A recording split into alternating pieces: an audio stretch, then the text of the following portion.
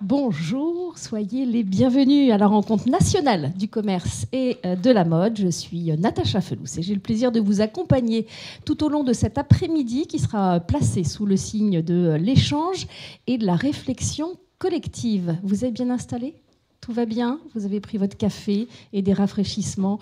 Nous allons avoir plusieurs temps forts pour évoquer le commerce dans les centres-villes résilients, qui soient capables de s'adapter aux grands défis de notre époque, qui soient démographiques, vous les connaissez, ces grands défis environnementaux ou sociétaux. Et c'est ce qu'on va évoquer aujourd'hui, à moins d'un an des élections municipales. Ça ne vous a pas échappé. La question des centres-villes est plus que jamais au cœur de l'actualité. Alors, quelles sont les trajectoires à suivre pour que le commerce, et tout particulièrement votre secteur, le secteur de la mode, retrouve une place centrale et dynamique dans les centres-villes de France? Quelle stratégie gagnante adopter face encore au réchauffement climatique, au vieillissement de la population et à l'évolution des modes de consommation? Nous aborderons toutes ces questions et bien d'autres encore avec, je vous l'ai dit, plusieurs temps forts. Nous aurons notamment le privilège d'écouter Carlos Moreno, spécialiste international de la ville et des territoires de demain, qui va partager sa vision de l'aménagement urbain au service des commerces de proximité. Ensuite, une table ronde avec des experts passionnés, vous le verrez, nous permettra d'approfondir les enjeux qui attendent les acteurs locaux et bien sûr les commerçants. Mais avant cela, il est temps d'ouvrir officiellement cette deuxième rencontre du commerce et de la mode. Merci d'accueillir le président de la FNH, Monsieur Pierre Talamon.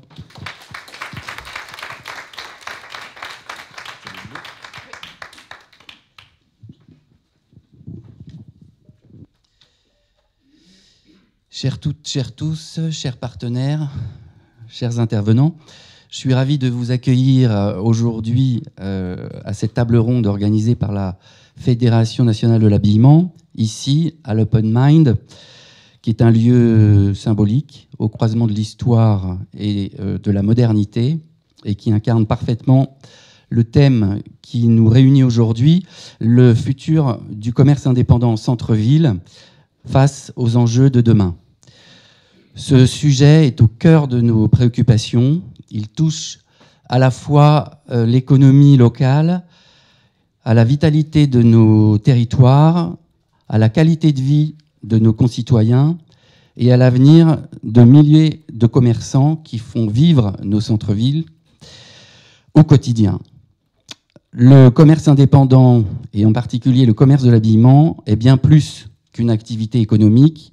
C'est un vecteur de lien social, de diversité, d'identité culturelle. En effet, le commerce de proximité et nos commerces de mode indépendants génèrent bien plus que des transactions. Ils créent de l'interaction sociale, ils produisent de la vie, des histoires, des souvenirs, des émotions. On y conseille, on y transmet un savoir-faire, on y engage une relation humaine. Au-delà de l'achat, le client y est reconnu comme une personne dans une relation durable et personnalisée. Un lien de confiance s'établit souvent solide, parfois amical, entre commerçants et clients. Ce tissu relationnel constitue une richesse irremplaçable des centres-villes vivants. Pourtant, nous le savons, nos centres-villes sont aujourd'hui confrontés à des défis majeurs.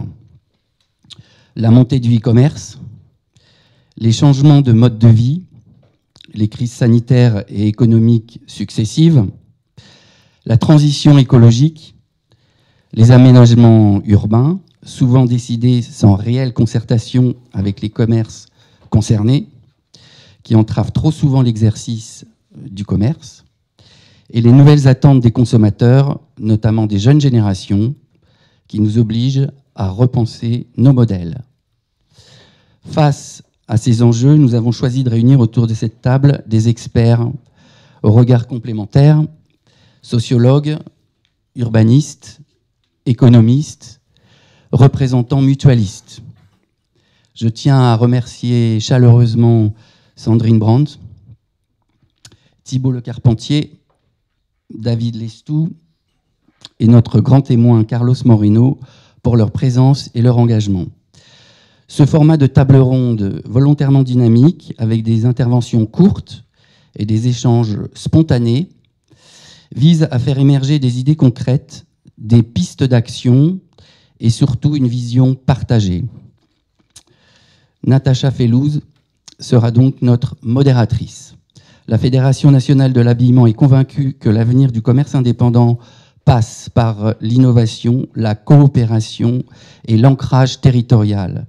Nous devons penser local, agir collectif et anticiper les mutations sans renier nos valeurs. Je vous souhaite des échanges riches, stimulants et porteurs d'avenir. Merci à toutes et à tous pour votre présence et votre engagement.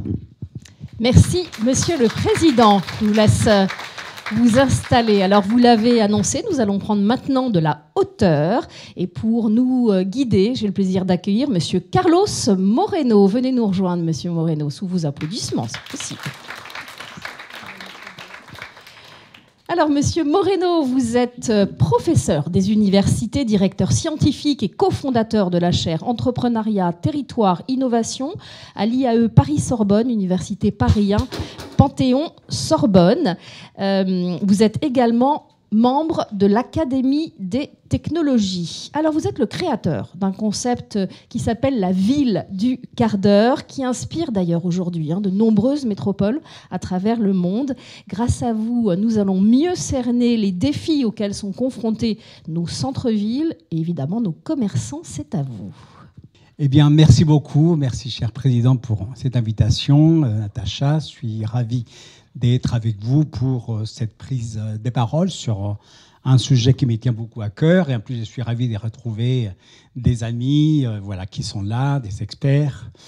Donc, j'ai 20 minutes pour m'adresser à vous. Tu m'excuses, je vais vous tourner le dos. Je vais m'adresser à vous pour évoquer ces sujets qui me tiennent vraiment à cœur. Les centres-villes, la revitalisation et donc le commerce de proximité. C'est un sujet aujourd'hui qui est à l'ordre du jour, pas uniquement en France, mais en Europe, et je dirais un peu partout où on est présent. On voit l'importance de ces sujets, y compris dans les petites villes et présent aussi dans les grandes métropoles.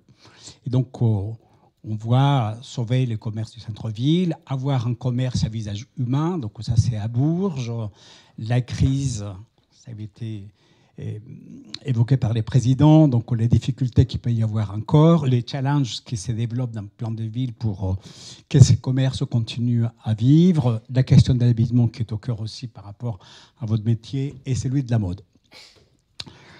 Effectivement, ces concepts que j'ai mis au point en 2010, qui a mis 15 ans à émerger. Aujourd'hui, en 2025, c'est qu'on appelle la ville des quarts d'heure est présente dans le monde entier, dans les 5 continents, que ce soit des grandes métropoles, des régions, même des pays, jusqu'à des toutes petites villes, même des ruralités, sous des formes très, très diverses. Au départ, c'était la ville des quarts d'heure. On a la ville des 5 minutes, la ville des 10 minutes, la ville des 20 minutes, les territoires de la demi-heure, les quartiers complets, les quartiers des voisinages verts et prospères. Il y a plein de noms différents pour exprimer, en fait, au travers du monde, la même préoccupation d'avoir des lieux dans lesquels on est de la vie, dans lesquels on accède à des services, dans lesquels on crée des nouveaux modèles économiques, dans lesquels on développe une activité qui soit à la portée de toutes et tous.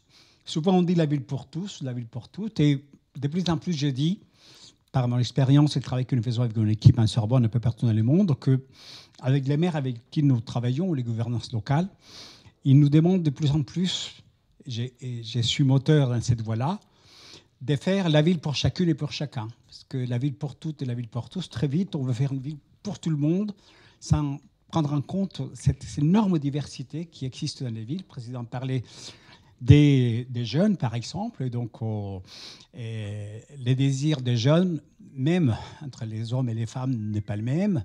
Et des femmes de plus en plus seules, avec des enfants à charge, dans des villes moyennes ou dans des petites villes, représente d'autres enjeux.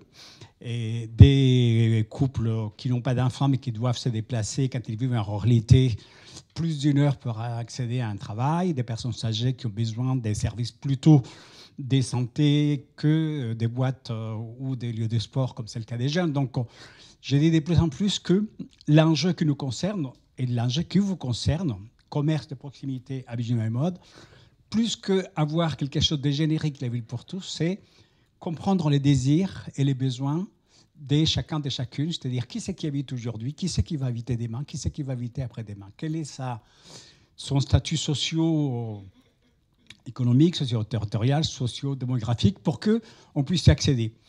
Et là, je vais un petit peu évoquer ce que nous faisons et qui m'amène à dire qu'aujourd'hui,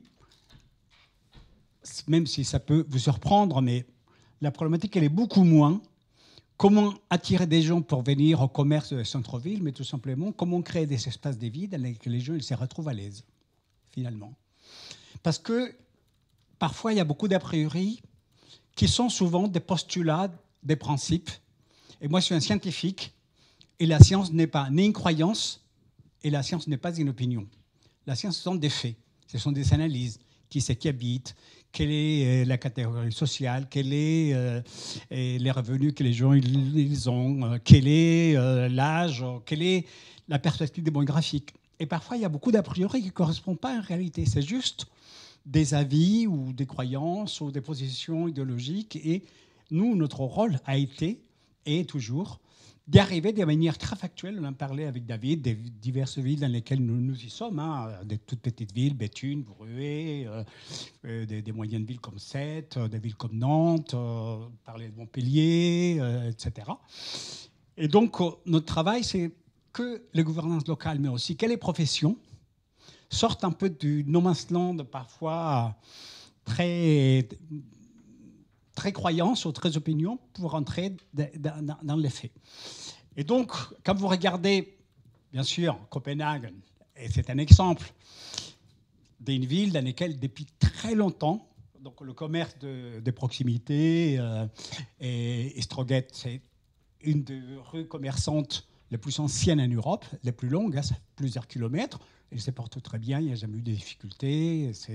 C'est vraiment quelque chose qui est très enraciné et en tant que ville dans laquelle le commerce se porte très bien et dans laquelle il y a beaucoup d'activités, beaucoup de vie. J'en avais une autre que je ne vois pas. Qu'est-ce qu'elle est devenue? Bon, bref. Ah, je l'ai perdue. Non, elle est là. Pontevedra. Tout le monde connaît Pontevedra, une petite ville de Galicie, donc coincée entre Porto et Saint-Jacques-de-Compostelle.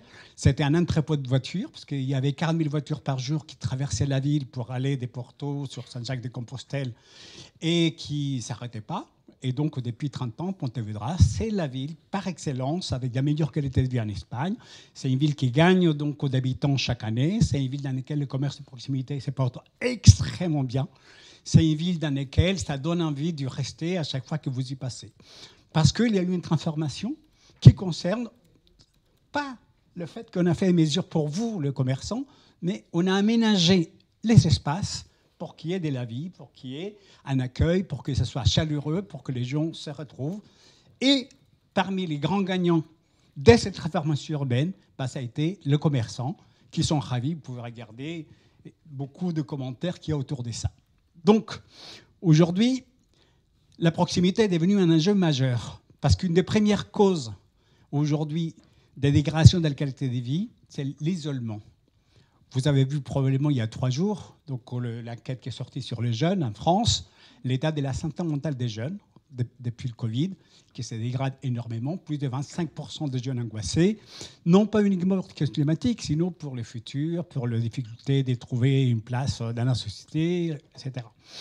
Je viens de finir un livre qui sort en mars en France, en français, et dans lequel j'ai étudié la population âgée de plus de 60 ans, qui est une population qui peu à peu se détache du travail, avec des difficultés par rapport à la retraite, quelles seront ces possibilités. Voilà.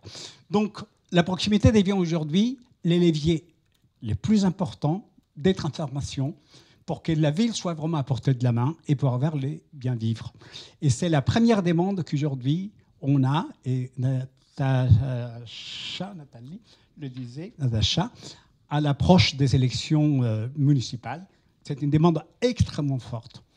Et à l'approche des élections municipales, donc les études qui sont sorties, les divers sondages, je vais vous présenter rapidement quelques-uns, ils disent aujourd'hui on a une faillite, et les présidents l'ont rappelé, par rapport aux politiques qui sont proposées au programme de gouvernance locale, et nous ne parlons pas des gouvernances nationales, qui ne sont pas à l'écoute de ce que la proximité peut ramener. Parce qu'on a engagé des batailles idéologiques souvent sur le centre-ville qui sont vraiment plus à côté de la plaque parce qu'elles ne reposent pas sur des faits scientifiques.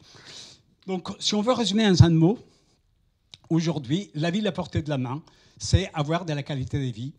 Et ça représente ces aspects qui sont indiqués. Préserver la nature face aux effets climatiques, on le voit avec ces épisodes caniculaires comme celui qu'on vit aujourd'hui.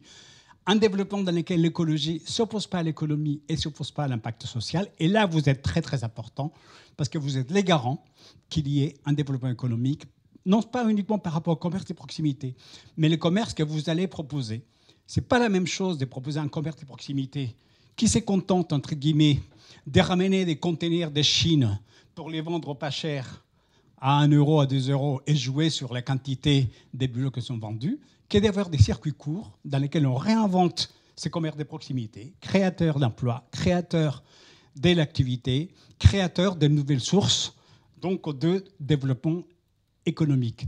Et l'impact social, parce que quand il y a des commerces, quand les gens ils se disent bonjour, comme le maire de Pontevedra me disait, je n'ai jamais vu une voiture s'arrêter pour aller faire des courses et passer du temps chez les gens. C'est les gens qui viennent et qui font les courses. Et plus ils s'occupent de l'espace public, plus ce commerce peut mieux se porter. Ça signifie également qu'il y a des offres et services qui complètent l'offre commerçante, parce qu'il faut aussi des services de santé, il faut aussi des services culturels, des cinémas. Il faut que ça soit à taille humaine pour qu'on puisse avoir ces sentiments d'être en harmonie avec les gens. Des espaces publics, on le voit aujourd'hui à La Beige, qui est donc une des villes en Toulouse, poumon économique, qui accueille bientôt un métro et pour lesquels le commerce de proximité devient un des leviers pour la population pour ne pas se désincarner et devenir une fois de plus une banlieue dortoir dans laquelle on dort, on se lève, on prend le métro et on revient le soir, il ne se passe plus rien. Et la question de la santé qui aujourd'hui doit irriguer nos territoires. Donc, quand vous regardez plusieurs enquêtes qui ont eu lieu, 2018, je vais vous montrer trois évolutions. 2018, qu'est-ce qu'on veut en premier? La pétalisation des rues, le commerce alimentaire, des transports en commun, des espaces verts. Ensuite, 2024, 3/4 des Français veulent faire des achats au moins une fois par semaine. 52% une relation privilégiée avec les commerçants des quartiers. Plus d'un Français sur deux, le commerce de centre-ville ne doit pas disparaître. 83%, je vais m'arrêter là, les municipalités doivent mettre davantage en place des initiatives pour soutenir le commerçant. Et en fait, il y a un paradoxe, parce que les gens ne veulent plus de pollution dans les villes. Et donc, malgré les apparences, 67% se disent plutôt pour l'interdiction de circuler en voiture dans le centre-ville, y compris les week-ends, bien que les gens veulent continuer à fréquenter le centre-ville. Et ça, c'est quelque chose qui date de 2024. Le commerce alimentaire, bien sûr, sont plébiscités. Le commerce non alimentaire, le plus important, c'est la pharmacie pour les questions donc, de santé. Et 2/3 voudraient que les grandes enseignes soient dans les centres-villes. Les Ikea, les Decathlon, etc. Donc, c'est des challenges qui sont très importants par rapport aux commerçants indépendants, par rapport à ceux qui ne s'alignent pas avec les grandes enseignes, mais aussi par rapport aux grandes enseignes qui réinvestissent, vous les connaissez, les city market, quelque chose. Plus, le président le disait, la digitalisation avec des services digitaux, donc les clics en collecte particulier. 2025, cette enquête, elle vient sortir, donc elle date il y a 6 semaines. En vue des élections, la priorité numéro 1, 28%, le commerce de proximité dans les centres-villes. 27% la sécurité vient des personnes, 21% le stationnement en centre-ville. C'est là où on dit qu'il y a un paradoxe, parce que je le dis, on veut plus, on veut libérer le centre-ville des voitures, mais ils veulent stationner les voitures. C'est quand même une réflexion intelligente de où est-ce qu'on met les voitures par rapport au centre-ville. Si vous allez à Pontevedra, c'est la ville où les piétons sont rois, mais ça n'a pas empêché d'avoir les plus grands parkings de la région, Sauf qu'il est souterrain. Et donc, il y a un point jusqu'où on arrive, on gare sa voiture, on devient piéton, et on récupère sa voiture, une fois qu'on a fini, aux points qui ont été définis. On appelle ça les points de collecte des voitures. Et les maires disent, je ne veux pas que les rues soient des entrepôts des voitures qui passent la journée là-dedans. Et les maires, Jaurès, qui est très connu, il dit quand les gens achètent un frigidaire, ils ne demandent pas l'autorisation de garder le frigidaire toutes les journées devant leur porte parce qu'ils n'ont pas assez de place chez eux. Donc, c'est pour ça qu'il y a une démarche intelligente concernant l'aménagement urbain, qui n'est pas seulement de dire oui ou non, on ferme ou on ouvre une rue, c'est plutôt la manière comment on va les gérer. Voilà les 15 premiers services. Je vous enverrai les slides, comme ça vous les verrez tranquillement, parce que je n'ai que 20 minutes et il me reste 7. Voilà, mais je vous enverrai, c'est vraiment tout récent. Voilà les 15 premiers services que les gens ils veulent dans le centre-ville. Le commerce alimentaire à 53%. Des centres de santé à 51%. L'accès à des places de stationnement à 51%, même si on veut à 63% fermer les centres-villes aux voitures. Ce qui va avec des espaces verts, puisque c'est la place qui est prise là où il y avait autour dans les rues à 51%, des terrasses et des cafés 51%, profession libérale à 48%, un marché à 48%, transport en commun à 47%. Je vais m'arrêter là. On termine en 10e les animations culturelles, mais vous aurez les loisirs de regarder les 15. Et ensuite, je voulais vous dire aussi qu'il y a un paradoxe. Mais un paradoxe qui n'est pas si paradoxal que ça si on met de la science, si on fait des statistiques, si on met des mathématiques, si on met de l'informatique. C'est mon métier avant d'être dans l'urbanisme. Je suis mathématicien et informaticien. Et donc, on va les faire du bas vers le haut, l'attachement. 89% à Paris sont attachés au commerce de centre-ville. 82% dans les villes de plus de 5 000 habitants. 76% dans les villes de 50 000 à 5 000 habitants et 56% dans les communes de moins de 50 000 habitants. Pourquoi ? Parce que dans les communes de moins de 50 000 habitants, les gens sont à la bourre. Les statistiques de l'INSEE, je vous les montrais, disent que de plus en plus, sur les 20 dernières années, le temps de déplacement journalier a été multiplié par 2. Donc, il y a une question des rapports au temps que j'ai fait de mon temps. Et dans les cas des villes de moins de 50 000 habitants, la proportion des femmes avec des enfants qui se retrouvent seules, ça leur oblige à faire ce qu'on appelle donc du multi-trajet. Parce qu'avant d'aller travailler, ils doivent s'occuper des gosses, ils doivent aller poster à l'école, et ensuite ils doivent aller, et après il faut aller chercher, il faut aller à la danse, etc. Et donc vous avez une chaîne qui fait qu'il n'y a plus de temps. Et donc ce temps-là, il est pris sur quoi ? Il est pris sur un certain nombre de courses qui ne sont plus possibles de faire. Les e-commerce, le président a évoqué également, gagnent aussi du terrain.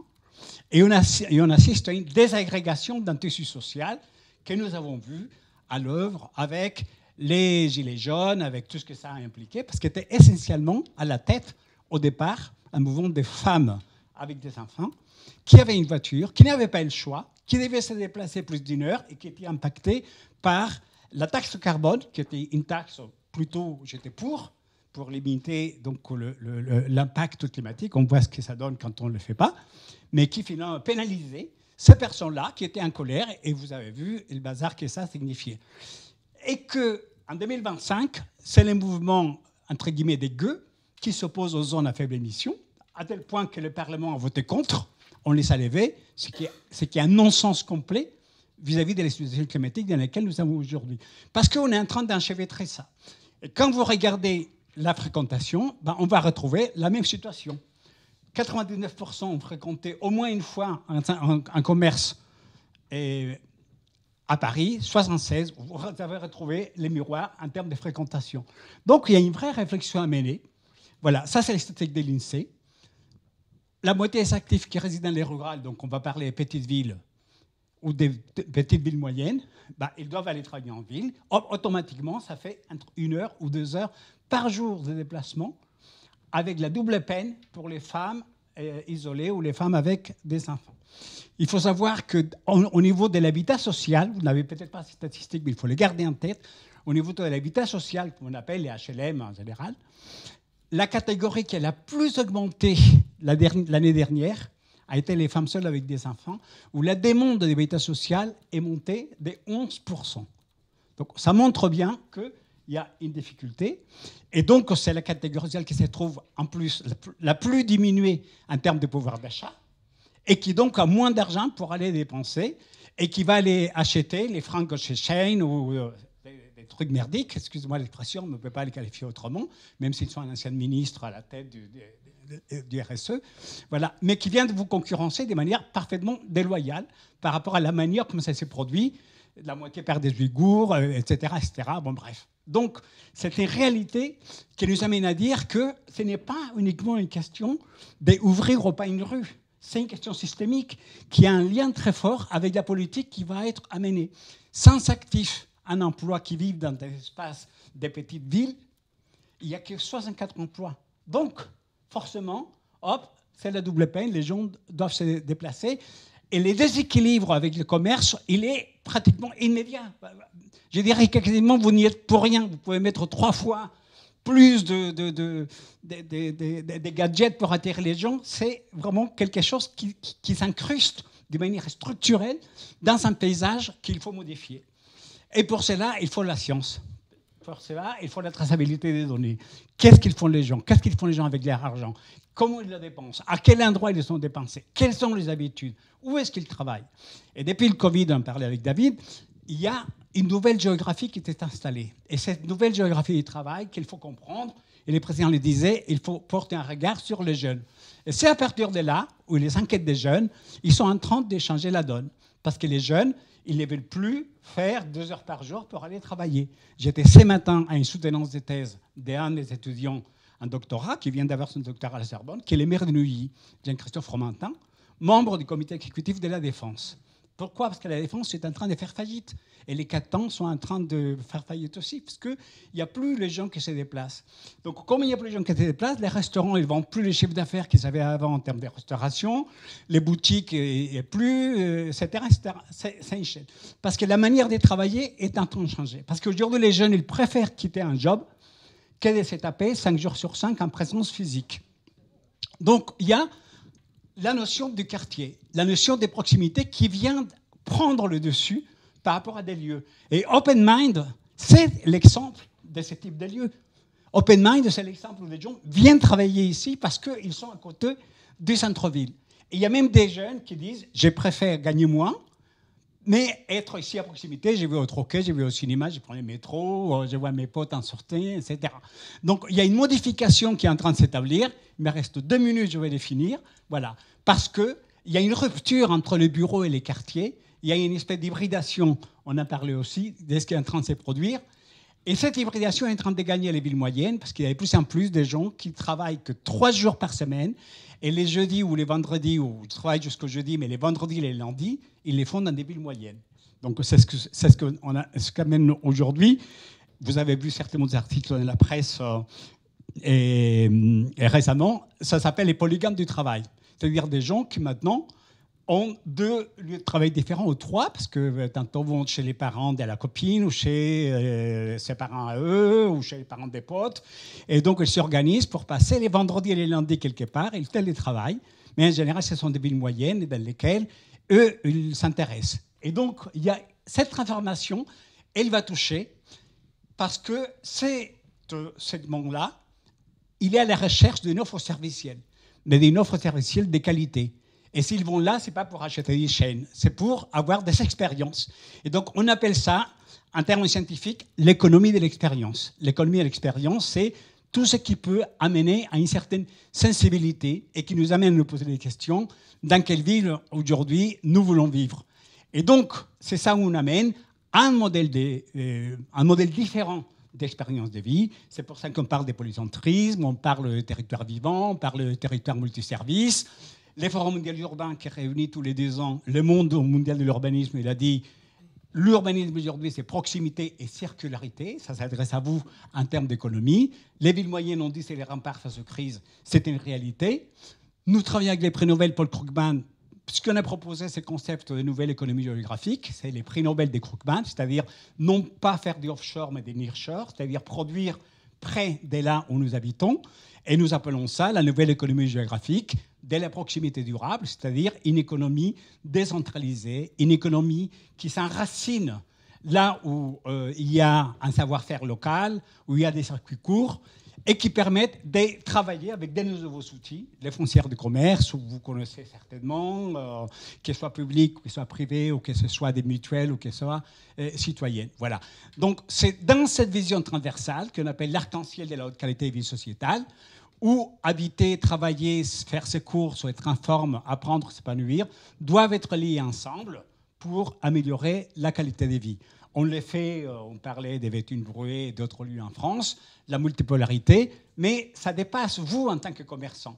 Et donc, ça demande qu'il y ait des discussions avec les politiques pour qu'effectivement, on sort du modèle classique, fermer une rue aux voitures ou ne pas la fermer. Franchement, ce n'est pas les problèmes. Les vrais problèmes, c'est la qualité de vie et comment on accède à des services avec un modèle différent qui mettra peut-être un peu plus de temps et à se développer, parce qu'il faut convaincre les maires, mais c'est tout à fait autre chose que faire des manifs ou pas des manifs parce qu'il y a X voitures ou pas devant une rue. C'est vraiment pas le problème. Ça fait partie des problèmes, mais ce n'est pas le problème. Il faut avoir une vision beaucoup plus transversale. Et pour vous, il faut s'interroger, qu'est-ce que vous vendez, comment vous les vendez, avec quelle approche vous l'avez, pour capter, non pas une vente, mais pour capter des gens qui veulent faire une expérience, pour amener des gens vers une expérience. Ça, c'est l'avenir du commerce de proximité dans les années. Merci. Merci, merci. Restez avec nous. Je vous propose de rejoindre la salle pour cette introduction extrêmement riche, hein, vous l'avez noté, extrêmement dense. Je retiens les faits, rien que les faits, la science et l'expérience. Et bien, on va revenir sur tous ces points maintenant.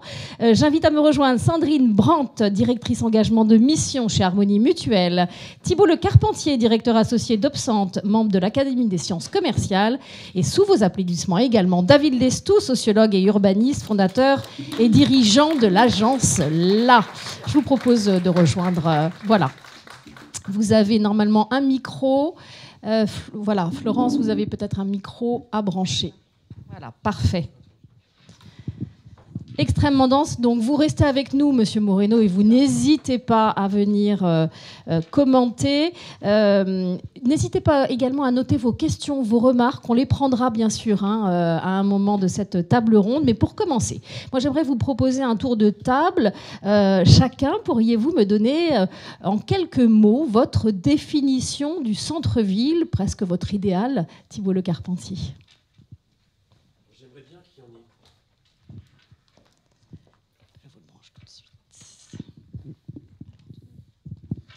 Alors, j'aimerais bien qu'il y en ait une.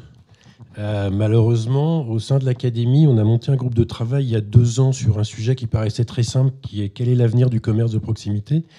Et on sait avec des urbanistes, des juristes, des managers de centre-ville, des élus, etc. Et on s'est aperçu assez vite que la question n'avait pas de sens. Aucun des gens présents mettent la même date derrière le mot avenir. Derrière le mot centre-ville, on ne sait pas quoi mettre. En fait, on n'a pas de définition réellement précise. Commerce, je vous rappelle que l'arrêt de la Cour de cassation de janvier 2022 a décidé qu'un marchand de biens était un commerçant. Intéressant comme concept. Et la proximité, M. Moreno vient d'en parler, c'est quand même quelque chose qui a géométrie variable. Donc, la seule définition qu'on puisse trouver, et vous l'avez évoqué, c'est de dire c'est un endroit où se fédère un maximum d'activités. C'est la seule définition qu'on puisse trouver. Avec ce risque énorme qui est de dire, avec la virtualisation croissante d'un certain nombre de comportements, d'où on est en train de le mesurer, les gens, ce qu'ils faisaient à l'extérieur du domicile, commencent à le faire de plus en plus à domicile, grâce aux réseaux sociaux, grâce à Internet, grâce à plein de choses. Donc on a un risque de perte, mais c'est la seule définition qu'on ait trouvée, et on sait qu'elle n'est pas satisfaisante. David, si vous en avez une, je suis preneur. Et je rajoute, David, par rapport justement à cette huile d'Espagne, Pontevedra, que vous connaissez bien, est-ce que c'est là le centre-ville idéal, on peut dire ça comme ça? Je ne sais pas si c'est le centre-ville idéal, mais en tout cas, si on devait donner une définition du centre-ville, moi je travaille beaucoup sur la prospective, donc c'est le sujet prospectif qui va m'intéresser. Le centre-ville, c'est le lieu d'interaction, effectivement, le job, le commerce, la convivialité. Mais je pense que le centre-ville, c'est une somme de fonctions qui donnera envie demain de se lever de son canapé, puisqu'on peut tout commander de son canapé aujourd'hui. Et je pense que le centre-ville si on veut qu'il résiste, il devra être un lieu de production de convivialité, un lieu affectif, et moins un lieu pratique, mais un lieu affectif. Voilà ce qui créera du lien demain, à mon avis. Sandrine Brandt, on va passer... Vous avez le micro. Bonjour, merci.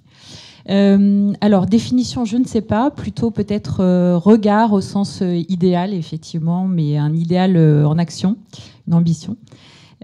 Pour moi, ça serait plutôt un lieu de santé. Alors, pas santé au sens se soigner, mais au sens de une possibilité en fait de vivre, donc des modes de vie, facteurs de santé. On y reviendra, je pense, dans cette table ronde. Donc s'alimenter, se déplacer, être en lien, travailler, se loger. Et voilà. Donc nous, notre parti pris, c'est de dire que ces modes de vie sont des facteurs de santé. Et juste, j'ajoute un point qui est apparu dans une étude que nous avons réalisée avec le groupe Vive, dont fait partie Harmonie, avec Ipsos, et qui montrait que dans ce monde quand même très incertain et très anxiogène, la deuxième source de satisfaction des Français en ce moment, c'est précisément le lieu où ils habitent, donc sa commune, son quartier, etc. Donc il y a une opportunité quand même vraiment non nulle de recréer un petit peu de bien-être et d'espoir autour de ce sujet. Absolument. On va aborder les perspectives à moyen et long terme. Vous m'entendez bien jusqu'au fond, ça vous va? On va parler de tendance, des signaux faibles et des signaux forts. Vous l'avez déjà un peu évoqué, Carlos Moreno. David Lestou, vous l'avez dit, un prospectiviste, un spécialiste des modes de consommation. Vous pouvez nous donner les tendances qu'il faut prendre en compte et qui vont façonner les centres-villes de demain? Déjà, les tendances, je ne vais pas commencer par des tendances de consommation. Je vais commencer par rappeler que la période que nous vivons aujourd'hui est une période de transformation sociétale sans précédent. Et que s'il y a transformation des modes de vie, il y aura automatiquement transformation des modes de consommation. Mais c'est la transformation sociétale qui est le pivot de tout ça. Ce que l'on vit aujourd'hui en termes de transformation sociétale, il faut remonter, pour moi, à la période 68-73, 1968-1973, pour trouver une même période de transformation. Entre 68 et 73, il y a des nouveaux citoyens qui sont arrivés avec des modes de vie radicalement différents. C'était les baby-boomers, celles et ceux qui sont nés après la guerre. Entre 2020 et 2025, on a des nouveaux citoyens. Tu en as parlé tout à l'heure, cher Carlos, c'est la génération Z, les jeunes, avec des modes de vie radicalement différents. Et donc tout ça est en train de changer. On a connu des modes de vie d'avant 68 et qui étaient différents après 73. Et de la même manière, on aura tous connu collectivement des modes de vie d'avant 2020. Et puis les changements sociétaux, et pas simplement la crise Covid, les changements sociétaux s'ajoutant les uns aux autres, eh bien on va connaître des modes de vie d'après 2025. Si on regarde la génération Z dont je vous parlais, qui me semble importante, c'est la première génération qui n'a pas connu le monde sans Internet. C'est la première génération, et quel que soit l'endroit du territoire européen où on se trouve, c'est la première génération qui a moins le permis de conduire que la génération précédente. Et donc c'est un rapport à la ville complètement différent. Moi, je travaille actuellement sur la transformation de zones commerciales. Ah ouais, c'est-à-dire c'est intéressant de voir comment les opérateurs de la grande distribution ont peur de la génération Z, parce que la génération Z, elle se déplace moins, donc elle a moins besoin de stationnement, et donc pour la première fois, on voit des hypermarchés comme Casino, comme Cora ou comme Auchan qui sont en difficulté. C'est dire que le no parking, no business, il a du plomb dans l'aile avec cette nouvelle génération. Et puis si on rajoute la génération Z, il faut qu'on rajoute aussi, tu en parlais tout à l'heure, c'est important, la vie en solo. Il ne faut pas se tromper. C'est devenu aujourd'hui le segment de la population française et européenne le plus important. Cet après-midi, nous sommes cet après-midi. Ce soir, je suis à Arras. Arras, je présente une réflexion prospective. 50% des habitants d'Arras vivent seuls. C'est énorme. C'est énorme. C'est énorme. Et si on traduit ça pour le commerce, regardez, il y a quelques mois, j'intervenais un lundi après-midi pour l'Union de la bijouterie horlogerie. Les commerçants, vos pères, étaient là en me disant « Ouais, tiens, par exemple, la Saint-Valentin, ça marche plus. » Bah ouais. Bah ouais. Quand il y a 40-50% de la population qui vit seule, automatiquement, la Saint-Valentin, il faut inventer autre chose. Mais juste pour vous dire que le modèle, il est bousculé pas seulement par des changements de modèle de consommation, mais par des changements sociétaux. Et si je fais un autre petit parallèle avec Arras ce soir, Arras, si je regarde la population de l'agglomération d'Arras, Arras et les communes environnantes, on a quelque chose comme 35% de la population de l'agglomération qui ne vivait pas sur l'agglomération il y a 5 ans. C'est les renouvellements sociétaux. Mais ça veut dire quoi lorsqu'on est commerçant ? Ça veut dire qu'on ne peut plus faire du commerce par fidélisation. On ne peut plus se dire, tiens, je suis présent depuis 15 ans, depuis 20 ans, les gens me connaissent, même si j'oublie de communiquer, je suis connu, le bouche à oreille faisant son chemin. Non, c'est fini. Et donc, il faut passer de cueillette à conquête, c'est-à-dire se réinventer par rapport à ces changements sociétaux. Mais ce que je voulais vraiment dire sur cette première question, en réponse à cette première question, c'est les changements sociétaux qui bousculent le commerce. C'est pas simplement Shine ou Temu qui bousculent le commerce, c'est que globalement, on a un changement sociétal qui est sur un temps long. Et ce n'est pas une taxe supplémentaire qui va modifier le changement sociétal. Il est inscrit. Et donc notre travail, et le travail que je fais au quotidien avec les fédérations du commerce ou les villes, c'est justement de se préparer à ce temps long. Merci, c'est extrêmement intéressant, tous ces mouvements et cet aspect sociologique. Il y a aussi la santé. Sandrine Brandt, avec le vieillissement, vous le savez, l'Europe vieillit, la France, la hausse des maladies chroniques, vous allez nous en parler, la saturation des urgences, et puis bien sûr les enjeux environnementaux et bien sûr leur impact sur la santé. Vers quoi on va au niveau de la santé de nos concitoyens ? Alors, vers quoi allons-nous ? On va peut-être commencer par une petite photographie avant de parler de là où on va. Donc aujourd'hui, quelques signaux faibles mais qui ont leur importance. Tout d'abord, en France, notre espérance de vie ne progresse plus depuis 2014. Ça a l'air de rien, mais au XXe siècle, elle progressait d'un trimestre à peu près tous les ans. Deuxième sujet, les dépenses de santé sont en explosion. On est le 3e pays en Europe par les dépenses, le 3e pays dans le monde, et 2e pays en Europe. Donc schématiquement, on dépense beaucoup, mais les résultats sont un petit peu... Voilà. Donc que se passe-t-il ? Les maladies chroniques. Voilà le fléau du XXIe siècle. Aujourd'hui, 25 millions, c'est vraiment le tout dernier chiffre de l'assurance maladie, 25 millions de Français sont touchés par une maladie chronique. Et pour les entreprises, vous êtes des entrepreneurs, un quart des salariés sont touchés par une maladie chronique. Alors, c'est lié à quoi ? Au vieillissement, on l'a dit, mais pas que. Et c'est là aussi où, effectivement, on va revenir dessus plusieurs fois dans cette intervention, parce que c'est important. Moi, j'ai, comme beaucoup de gens, toujours pensé que la santé dépendait de notre ADN, notre patrimoine génétique. En fait, ça ne dépend qu'à environ 20% de notre patrimoine génétique. C'est totalement contre-intuitif. Donc, ça veut dire que, bonne nouvelle, 20%, 10% l'accès aux soins, il reste 70% qui sont liés en fait aux liens à nos environnements au sens large, facteurs sociaux, environnementaux, économiques. Alors vers quoi allons-nous ? Je suis désolée, c'est pas la bonne nouvelle de la journée. Vous en doutez bien, les choses ne vont pas, enfin en tout cas les tendances, si on laisse faire, si rien ne change, ça va pas s'arranger. Là aussi, on peut s'appuyer sur le tout dernier rapport qui vient de sortir de l'assurance maladie. Maladie chronique à horizon 2030, 27 millions. Les dépenses, on est déjà à 15 milliards de déficit de l'assurance maladie. L'estimation est à 19,5 milliards. Voilà. Donc toujours lié au vieillissement, on en parlait tout à l'heure, c'est-à-dire que la projection en 2030, c'est que la tranche d'âge entre les 20 et 69 ans sera minoritaire. Vous vous rendez compte ? Ça, c'est quand même assez inédit.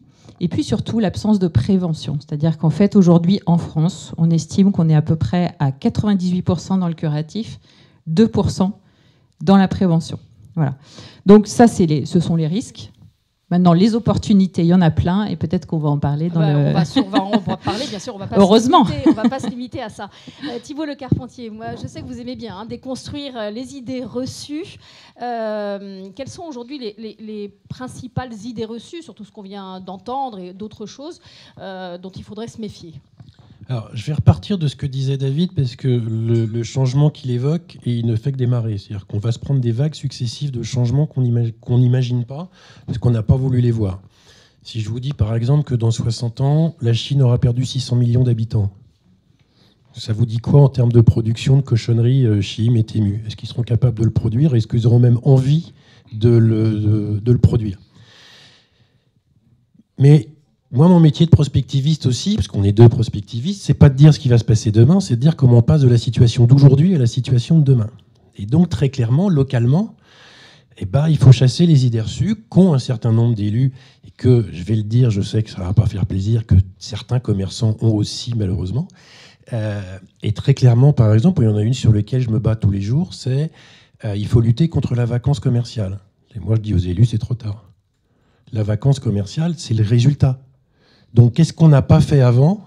Et qu'est-ce qu'on n'a pas fait avant? On n'a pas aidé les commerçants à gagner de l'argent.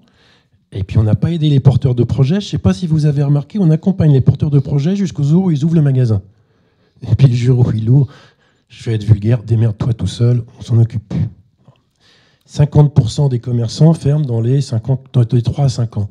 Si on en sauvait 20 ou 30%, on n'aurait plus de problème de vacances commerciales. Ou l'aurait beaucoup moins.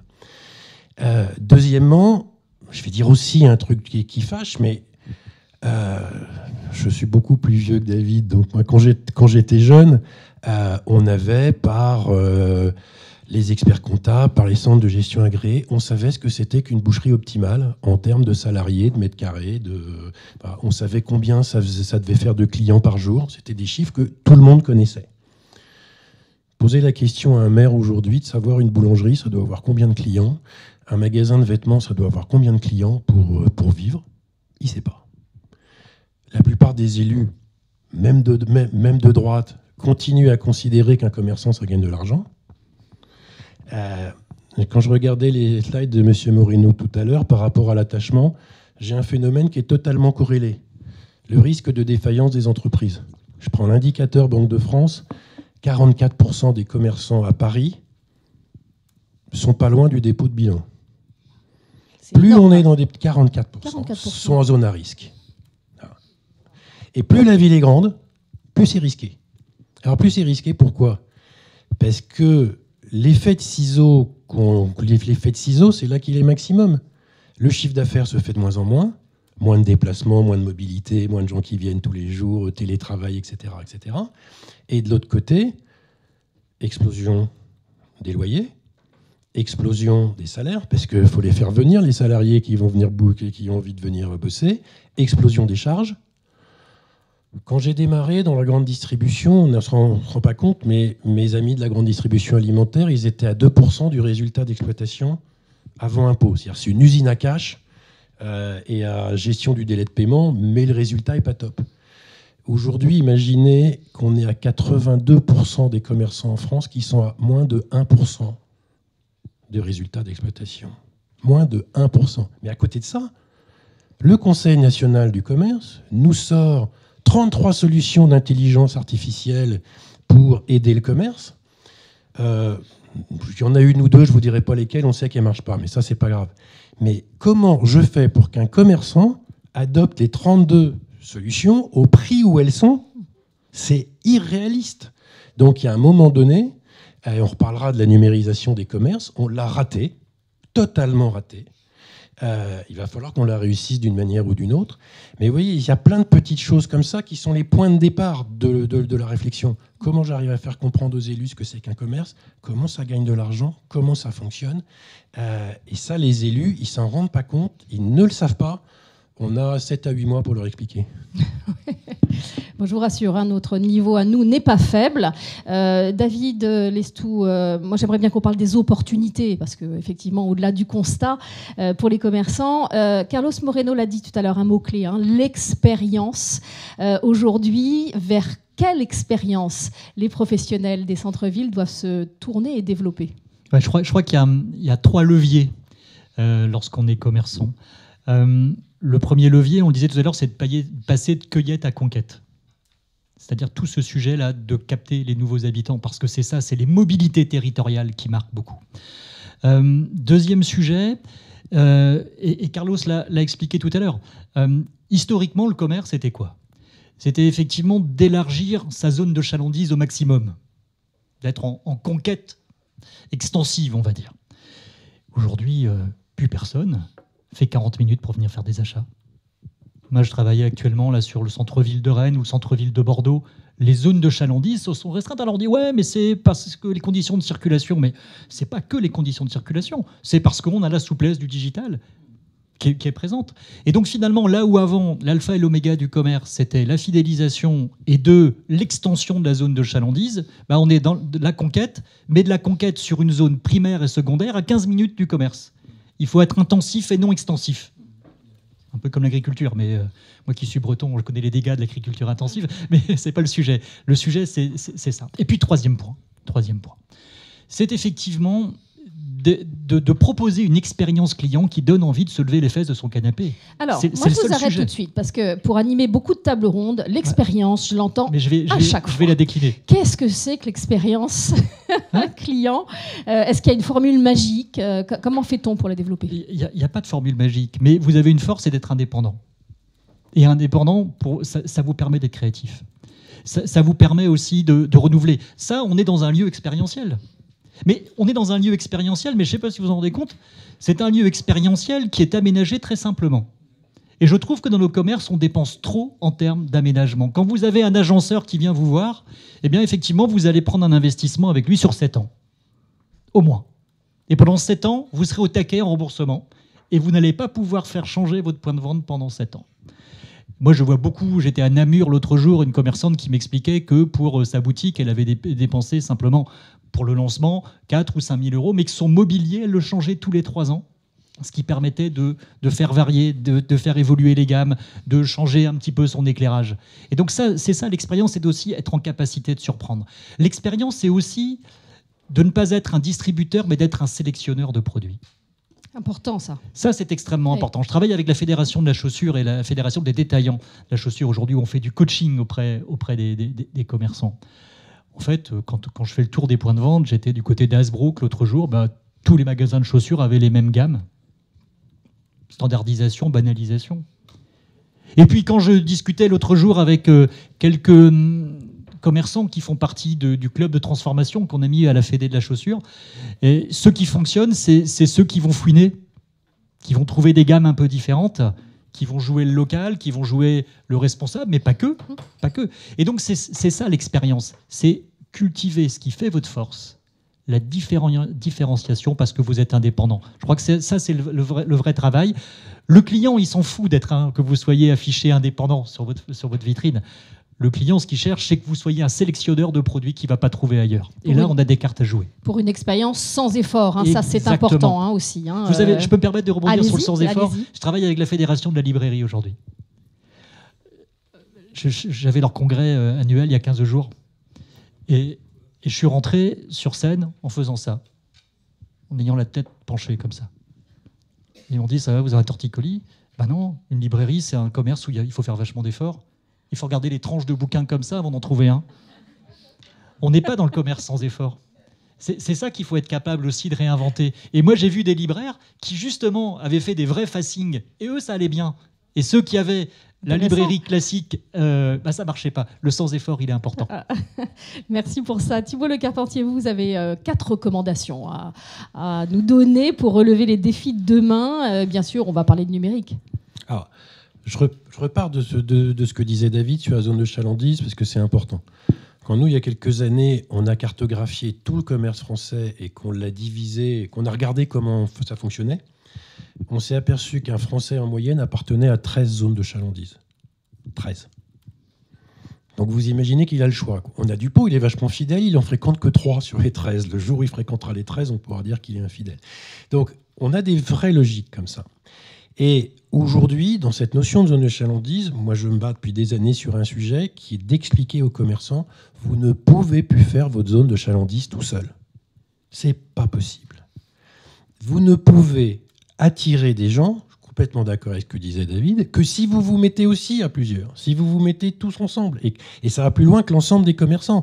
C'est l'ensemble des commerçants, c'est l'ensemble des services, c'est tous les acteurs ensemble qui doivent communiquer sur voilà quelle est ma ville, comment elle est, voilà comment elle fonctionne, et voilà pourquoi aujourd'hui, si vous venez pas dans ma ville, vous avez perdu une occasion. Ça, c'est le rôle des acteurs locaux. La municipalité, son rôle, c'est de fédérer. C'est bien pour ça qu'il faut qu'on redescende d'un cran.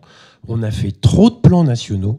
Il faut maintenant qu'on fasse des plans locaux, qu'on laisse la main aux acteurs locaux avec une seule obligation, Vous avez deux obligations. Vous avez une obligation, c'est de vous entendre entre vous. Moi, je suis en train de travailler avec plusieurs fédérations professionnelles et plusieurs fédérations du commerce sur la labellisation des villes. On va labelliser les villes sur leur capacité à mettre en place un écosystème favorable au commerce, avec l'ensemble des acteurs du commerce. Et c'est hyper important de partir de stratégies locales pour revenir au point de départ. Il n'y a aucune ville qui ressemble à une autre. Donc essayer de traiter quelque chose en estimant qu'ils ont tous la même problématique, ça n'est pas vrai, les équilibres ne sont pas les mêmes. Donc c'est des plans locaux, et dans ces plans locaux, il y a un élément capital, c'est travailler ensemble. Dans le ESG, dans le environnement social et gouvernance, il y a le mot gouvernance.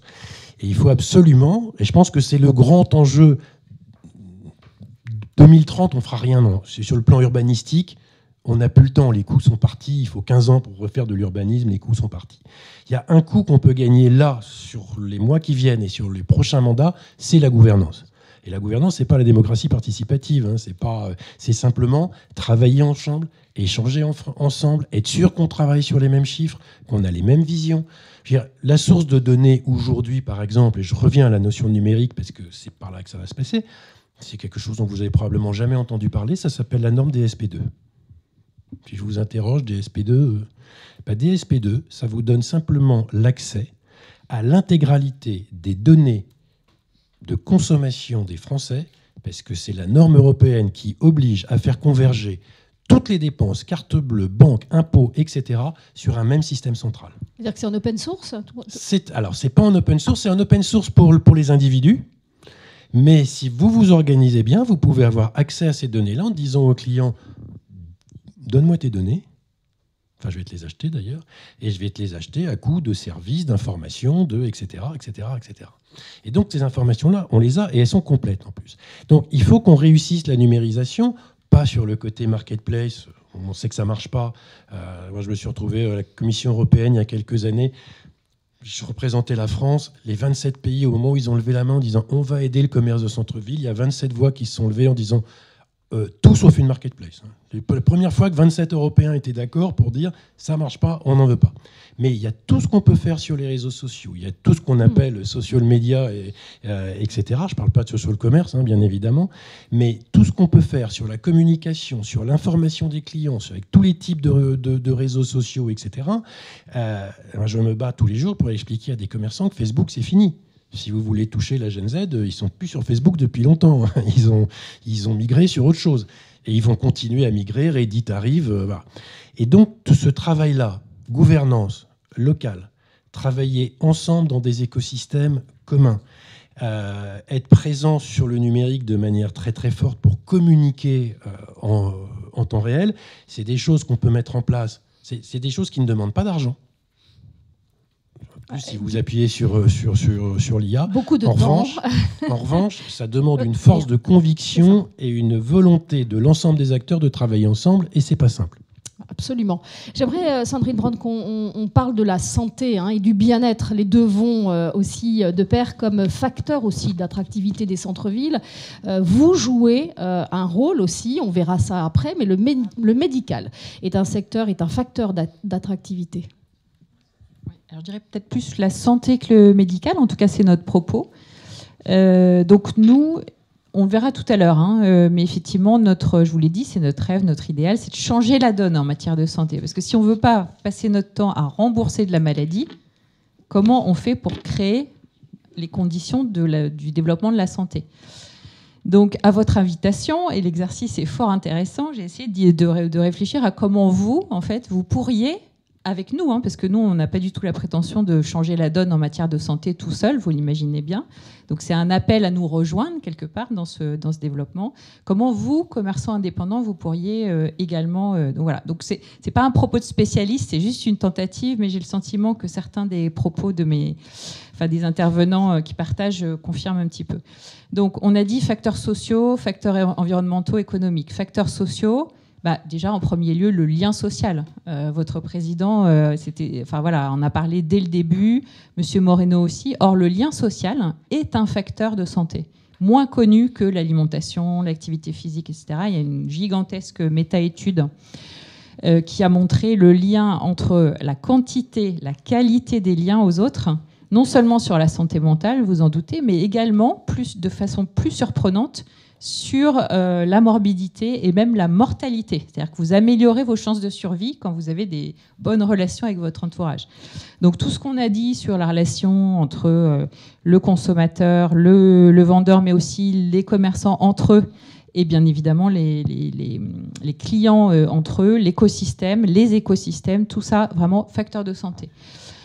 Du point de vue des déplacements, si on imagine que la ville du quart d'heure se met en place, déplacement moins carboné. Et je pense qu'on l'a tous vécu. À un moment donné, plutôt que d'aller prendre sa voiture pour aller dans une zone industrielle fort lointaine, eh bien faire le trajet à pied, en vélo, en transport en commun. Mais c'est là où effectivement le sujet est systémique. Il ne faut pas tout remettre. Ça, on essaie d'être vraiment attentif à ça sur les citoyens. Si je vous dis venez au travail à vélo mais que votre employeur n'a pas mis en place le parking à vélo qui va bien et que votre maire n'a pas mis en place la piste cyclable, rien ne se fera. Vous voyez, donc vraiment le sujet est systémique. D'un point de vue environnemental, sélectionneur de produits, j'aime bien la formule. Donc moi, ce que j'imagine, c'est que si vous adhérez à cette vision, alors vous pouvez sélectionner des produits, on va dire, vertueux du point de vue de leur impact environnemental. Et là, toute la chaîne est large. Donc ça va de la façon dont votre produit est conçu, à la façon dont vous le vendez, avec ou sans emballage, et la façon dont vous imaginez sa fin de vie. Hein, donc, il y a quand même 74% des Français, j'ai lu ça récemment, qui ont acheté au moins un produit d'occasion dans l'année. Donc voilà, je pense que là, ça correspond aussi aux tendances dont vous parlez. La seconde main. Voilà, et 15% de nos émissions de CO2 sont liées aux biens de consommation. Donc vous voyez, vous avez un champ là d'opportunités important. Puis d'un point de vue économique, alors certes, on n'a jamais consommé autant de vêtements qu'à l'époque actuelle, et pour autant, tous les jours, les enseignes ferment et l'industrie textile s'est cassée la figure. Donc là, c'est vraiment une réinterrogation du modèle, consommer moins mais mieux. Voilà, peut-être vous avez également, je l'imagine, votre rôle à jouer dans cette histoire. Voilà, en quelques mots, proposition. Bien, c'est parfait. À la veille des municipales, tout est bon à prendre. N'hésitez pas, hein, Carlos, le micro est à votre disposition. Alors, je suis ravi de tout ce que j'entends. C'est vraiment de très, très, très bon niveau et par rapport aux tendances. Je vais vous apporter 2 compléments d'informations, point de vue. Et j'ai ici 2 petites cartes là. Je vais vous les faire passer pour que vous les regardiez. Parce que en Corée du Sud, donc ça c'est la 2e ville du pays, qui s'appelle Busan. Les maires a gagné sa campagne électorale avec la ville des quarts d'heure, dans cette idée des proximités, dans un pays où il y a beaucoup de vieux, où les jeunes sont très isolés dans des bulles. Voilà. J'avais toujours rêvé de proposer aux maires de travailler avec le commerce de proximité dans une ville, en mélangeant les physiques et les digitales, et en offrant de lieux physiques, mais avec lesquels les jeunes soient familiarisés, parce que ce n'est pas sur Facebook, mais sur ce type de choses. Et donc, le maire a créé un service qui a 70 employés, qui s'appelle le département de la ville des quarts d'heure. Et ce de cartes-là, je suis retourné il y a 2 mois, et il m'a dit, voilà, on a fait cette carte-là, il y en a 2. Il y en a une qui est pour les résidents et l'autre qui est pour les touristes. Et donc, en fait, vous allez dans les commerces de Busan, plein d'affichettes avec un code QR, avec les chiffres 15 et la lettre B. Donc, c'est 15 Busan. Et vous avez un code QR. Et vous avez une app qui est sur vos téléphones. Donc, si vous voyez la carte, il y a le code QR pour télécharger l'application. Et donc, en fait, quand vous allez dans un lieu qui appartient à ces réseaux-là, ça peut être des commerçants, ça peut être des boulangers, ça peut être des réparateurs, mais ça peut être des cinémas, ça peut être des bowling, ça peut être des sports. Donc, vous flashez sur sur le code QR, et vous allez avoir des points qui vont se télécharger sur cette carte-là. Et cette carte-là va donner droit à une réduction entre 10 et 25% en fonction du nombre de points. Et si sur le téléphone, la personne a marché plus de 10 000 pas par jour, il va avoir un bonus. Et cette carte-là est devenue un lieu iconique. Donc, on appelle ça mythico-expérientiel, parce que c'est devenu assez iconique. Et tout le monde l'a maintenant, cette carte-là. Et ça a créé un lien complètement nouveau. Donc, j'étais avec des jeunes dans des lieux, et ils me disaient, entre midi et 2, je vais prendre ma pause pour aller flasher plein de codes QR, pour avoir plein de points sur ma carte. Et en sortant du bureau, en fin de semaine, j'ai fait les achats et je sais que j'ai des réductions de 15-25%. Regardez comment ça transforme. Et en plus, ça crée aussi un lien, parce qu'il y a des clubs, il y a des jeunes qui se mettent. Je vous invite à lire. Il y a un professeur de Berkeley qui est un jeune, qui s'appelle Eric Klinenberg. Il a écrit, lors de la canicule de 1995, qui a fait beaucoup de ravages à Chicago, il a écrit un livre qui s'appelle Autopsie sociale d'un désastre, la canicule de Chicago. Il a été traduit il y a 3 ans en français. Ça s'appelle Canicule à Chicago en 1995. Et Eric Klinenberg, son ouvrage était porté au théâtre, il est très connu, il y a plein d'articles en français. Il a créé un mot qui vous concerne par rapport au commerce, mais qui concerne d'autres, qui s'appelle le mot infrastructure sociale. Il a dit on vit dans des villes dans lesquelles on oppose l'infrastructure en tant que telle, donc qui sont dédiés pour les voitures, etc., qu'on oppose aux services. Et en fait, il faudrait plutôt que les infrastructures soient sociales, parce que quand une infrastructure est sociale, elle crée du lien social, elle crée de nouveaux modèles économiques, et elle crée une nouvelle dynamique dans la ville. Et ce mot infrastructure sociale, aujourd'hui, il existe partout dans le monde. Vous voyez plein de choses. Je tape infrastructure sociale, vous verrez plein de travaux autour de ça. Et qui sont les premiers concernés? C'est vous, les commerçants. Et quand on parle d'expérience, c'est parce que vous n'allez plus vendre tel ou tel produit, vous allez vendre une expérience qui peut être multiple. C'est-à-dire que vous pouvez accompagner avec un code QR pour expliquer d'où ça vient les produits, ou pour inviter des artistes qui vont exposer avec de l'art numérique qui est accessible via le portable. David disait, il y a plein de manières d'imaginer quelque chose qui fait qu'un lieu soit fréquenté. Moi, je connais aujourd'hui même des restaurants qui font des ramen, des choses, et dans lesquels il y a plein de manières pour expliquer comment ils sont fait les pâtes. Il y a des ateliers qui se font les samedis après-midi. Bon, bref. Que ce soit expérience. Transformer vos commerces en infrastructure sociale en ouvrant le domaine des possibles, ça ramène des chiffres d'affaires, croyez-moi. Et ces cartes-là, voilà, ça fait un carton dans cette ville. Et ce n'était pas très compliqué. Ils sont passés en accord avec des commerçants, avec des services, avec des gens qui offrent des services et une banque qui a cru dans les projets. Vous voyez, c'est marqué là, BNK, Banque Nationale de Corée, et c'est un carton. C'est pas plus compliqué que ça. Ça a mis juste 5 mois à se mettre en place. Aujourd'hui, c'est un carton. Merci pour cette introduction, parce que j'aimerais maintenant qu'on parle des acteurs. Et vous en avez cité beaucoup. Des acteurs aussi bien privés, publics, évidemment associatifs. David Lestou, il y a pour vous des acteurs, des fonctions structurantes qui doivent être, j'allais dire, opérées conjointement. Dites-nous lesquelles. Pour moi, un centre-ville, c'est un écosystème, mais tu l'as évoqué tout à l'heure, Carlos, donc je ferai court sur le sujet. C'est un lieu où des gens travaillent, donc il faut les acteurs de l'emploi.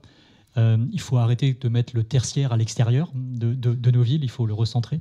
Il y a la fonction service qui est essentielle, et je rebondirai sur la question de la santé. Dans toutes les études que j'ai pu mener, moi j'ai fait une corrélation entre la densité en praticiens médicaux dans un centre-ville et la dynamique du commerce. Donc ça, c'est des choses qui sont liées. Moi, je crois que dans le monde dans lequel nous vivrons demain, ça sera davantage le médical qui fera aller vers les cœurs de ville pour les gens qui habitent l'extérieur que le commerce. Et le commerce profitera de ces flux. Il y a la fonction habitat. Nos centres-villes de villes moyennes sont très peu habités et ils sont très paupérisés. Je crois que c'est aussi un élément qu'il faut avoir à l'esprit, dont les acteurs de l'habitat, c'est essentiel. Avant que le commerce fonctionne, il faut que la résidentialité fonctionne, déjà. L'un sans l'autre, ça ne fonctionne pas. Et puis, il y a une fonction identité, c'est-à-dire comment on quitte le champ du pratique. On a construit trop les centres-villes sur la question du pratique, du stationnement, de la circulation. Il en faut, mais ce n'est pas ça qui fait le déplacement. Ce qui fait le déplacement, c'est la fonction affective. Comment on passe à des centres-villes affectifs. Donc, il y a ces acteurs. Donc, en tout cas, il y a ces fonctions qui mobilisent les acteurs. Ensuite, si on revient sur le commerce, pour moi, il y a 2 sujets. Je ne crois plus au modèle de l'association des commerçants. Vous attendez la réaction, là. Pour moi, c'est un modèle ancien. C'est un modèle qui ne fonctionne plus. parce qu'il fonctionnait, parce que précédemment, les commerçants vivaient sur place. Donc finalement, c'était une association de quartier plus qu'une association de commerçants. Ils étaient présents sur un temps long. Et puis surtout, les opérations de communication, c'était des opérations de communication, d'animation, de convivialité, etc. L'autre jour, alors je ne parlerai pas de la Corée du Sud, mais je parlerai d'Épinal. Joli saut. À Épinal, j'animais un groupe de travail dernièrement avec des commerçants et on a mis autour de la table uniquement les commerçants qui ont envie de faire bouger les choses. Puis on a parlé de la dynamique digitale. Et puis on s'est dit, tiens, s'il y avait un community manager pour le centre-ville. Oh, ça va coûter cher, etc. Puis il y a 3 jeunes femmes qui vendaient du prêt-à-porter qui disent, mais vous savez, nous, on a déjà un community manager entre nous. Un community manager, il vient une journée par semaine. Ça nous coûte chacune 200 à 300 euros par mois. Ils se disent, ah, ça coûte cher. On va doubler son temps de présence parce que ça fait un tel carton. Donc c'est aussi être capable de renouveler les approches. C'est pas parce qu'on crée une association. Il faut peut-être aller sur un format de type GIE, comme ça se passe dans les centres commerciaux, des formats type Office du commerce qui doivent renouveler, qui permettent de booster vraiment la démarche commerciale et la démarche de promotion, la démarche de cueillette. Il faut renouveler ces structures-là. On change de modèle, il faut changer de modèle aux structures. Puis l'autre élément, je pense qu'en France, on pense que ce sont les commerçants qui font les commerces. Moi, je pense que qui font le commerce, ce sont aussi les propriétaires. Je vois le modèle allemand. Ils ont le BID en Allemagne, où ce sont les propriétaires qui co-investissent sur l'espace public. Ce n'est pas uniquement la collectivité. Et en France, on ne met pas les propriétaires autour de la table. Et pourtant, ce sont eux les acteurs aussi sur un temps long du commerce. Donc il va falloir, à mon avis, changer les manières de faire. Tu parlais de gouvernance tout à l'heure. Il va falloir imaginer des nouvelles structures de gouvernance pour faire bouger les choses et en oubliant les réflexes du passé parce que le modèle sociétal et le modèle commercial obligent à ce qu'on peut changer de ce côté-là. Et c'est tout ça. Et c'est ça qui permettra aussi de venir toujours étoffer l'expérience, pas simplement l'expérience commerciale, mais l'expérience résidentielle, l'expérience servicielle, et puis finalement l'expérience, l'affectif qu'on va construire.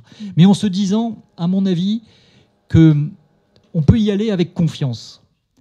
Parce que quand je regarde les grands changements sociologiques qu'on évoquait tout à l'heure, les inflexions sur les mobilités dont Carlos parlait tout à l'heure, je pense que la décennie qui s'ouvre sera de loin la plus favorable au centre-ville. Naturellement, sur des questions, la vie en solo, la senior économie, la génération Z réclament du centre-ville, pas uniquement pour le commerce, mais réclament du centre-ville pour la nécessité d'être ensemble et de la convivialité. Et d'ailleurs, je pense qu'on va vivre une inversion. Depuis les années 70, on a construit la polarité de centre-ville par « je viens au centre-ville pour faire du shopping ». Et éventuellement, si j'ai un peu de temps, j'irai boire un verre ou manger au resto. Je pense que l'inversion, ça va être ça. Je viendrai d'abord dans un centre-ville pour la convivialité, pour voir du monde. D'ailleurs, dans le baromètre Centre-ville en mouvement, tu présentais tout à l'heure, c'est ce qui ressort très très nettement. Et puis éventuellement, je ferai des achats si cette expérience-là est bonne. Donc c'est l'inversion. Ça ne veut pas dire qu'il y aura moins de commerce, ça veut dire simplement que le modèle de fréquentation du centre-ville va changer singulièrement. Et c'est autour de tout ça qu'il va falloir qu'on fasse sauter des dogmatismes, des résistances pour construire un avenir que moi je trouve finalement assez positif d'un point de vue sociologique. Intéressant, c'est intéressant. J'aimerais que vous réagissiez, Thibault Lecarpentier, sur ces alliances, encore une fois, locales et sur les acteurs, effectivement, pour aller vers ces mutations annoncées. Alors, moi je pense qu'il faut mettre tous les acteurs autour de la table qui participent peu ou prou au flux sur le centre-ville. Tous ceux qui sont acteurs du flux, parce qu'ils sont générateurs du flux, parce qu'ils ont des problèmes de flux, etc., il faut tous les mettre autour de la table à échanger. Je pense qu'on a souffert de quelque chose. Moi, j'ai 23 ans de club des managers de centre-ville. Hein, j'étais un des premiers membres, en tous les cas le premier partenaire. On a vécu en France sous l'idée du management de centre-ville dans sa version belge, c'est-à-dire quelque chose qui se disait autrement, on parlait de ville intelligente, de smart city pour parler anglais. Puis un jour, à Nice, dans un grand show, il y avait les élus qui parlaient de smart city, et le président de l'association des villes durables les a renvoyés dans ses buts, un monsieur très calme de 70 ans qui a pris la parole et qui a dit « Messieurs, c'est pas les villes qui sont intelligentes, c'est les hommes ». Ça a acheté un froid. Et je crois qu'on est trop tombé dans la techno pour la techno et qu'on a voulu faire de la techno pour la techno en oubliant qu'il y avait des hommes devant et qu'il y avait des hommes derrière. Donc il faut qu'on revienne à la réalité du vécu des gens, que dans cette réalité de vécu, il va falloir créer les structures. Alors, je serais plus mitigé que David là-dessus. Oui, l'union des commerçants, c'est un vieux modèle, mais on peut le réactiver. On peut le réactiver en faisant qu'il ne soit pas au bénéfice des quelques-uns qui sont dedans, mais qu'il soit au bénéfice de la communauté. Et il y a le rôle des fédérations, du coup.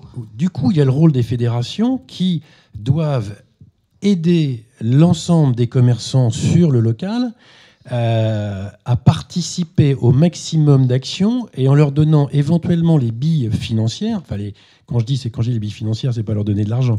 C'est en leur donnant l'information que eux peuvent échanger avec leur maire. En n'oubliant pas qu'on a une limite au système, c'est que là, on parle de villes qui ont historiquement des centres-villes.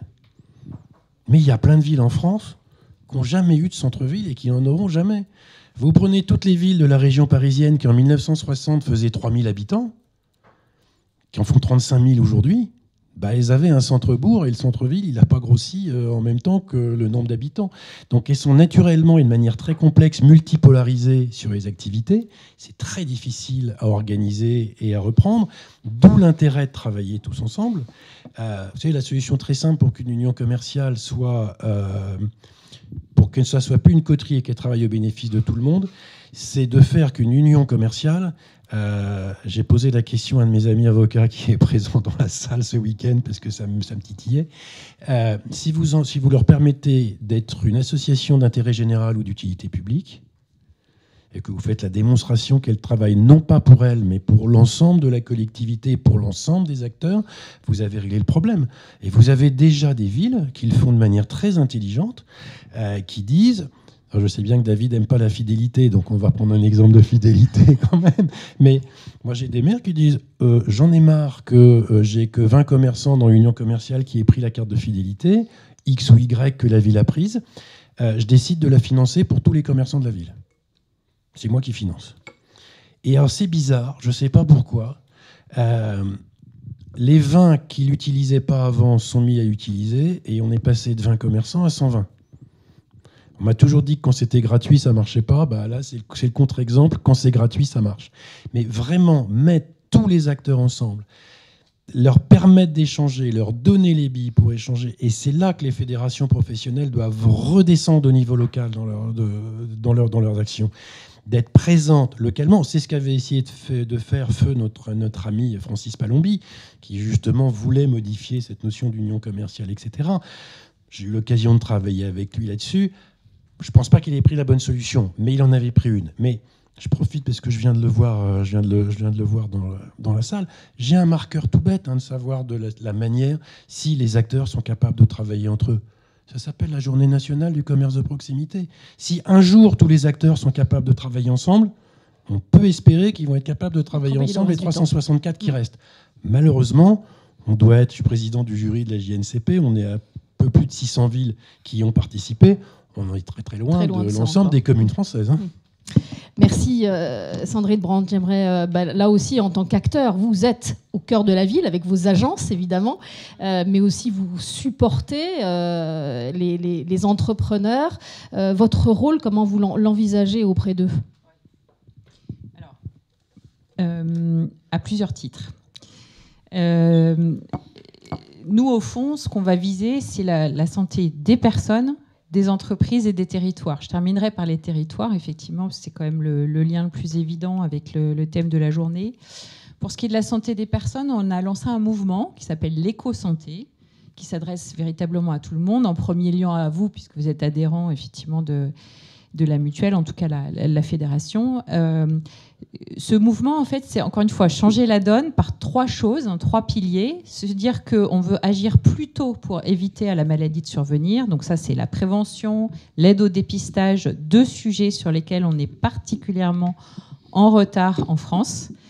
Agir plus vite, c'est-à-dire si à un moment donné la maladie est déclarée, comment je fais pour aller plus vite accéder aux soins ? Et là, vous savez très bien qu'on est sur des sujets de déserts médicaux qui vont vraiment en croissant, donc au travers de la téléconsultation notamment, et surtout cette vision responsable de la santé, qui est de se dire on peut se soigner aussi bien, voire mieux, pour un coût économique moindre et un coût carbone moindre aussi. Donc, coût économique, l'idée est vraiment de promouvoir en fait des professionnels de soins, par exemple, voilà, à des taux, j'allais dire, plus responsables. Et puis sur l'aspect carbone, un exemple tout bête, les lunettes. Voilà, on est le pays en Europe, là aussi, qui a le taux de renouvellement de lunettes le plus élevé. Pourquoi ? Est-ce que nos yeux sont moins performants que ceux de nos collègues européens ? Absolument pas.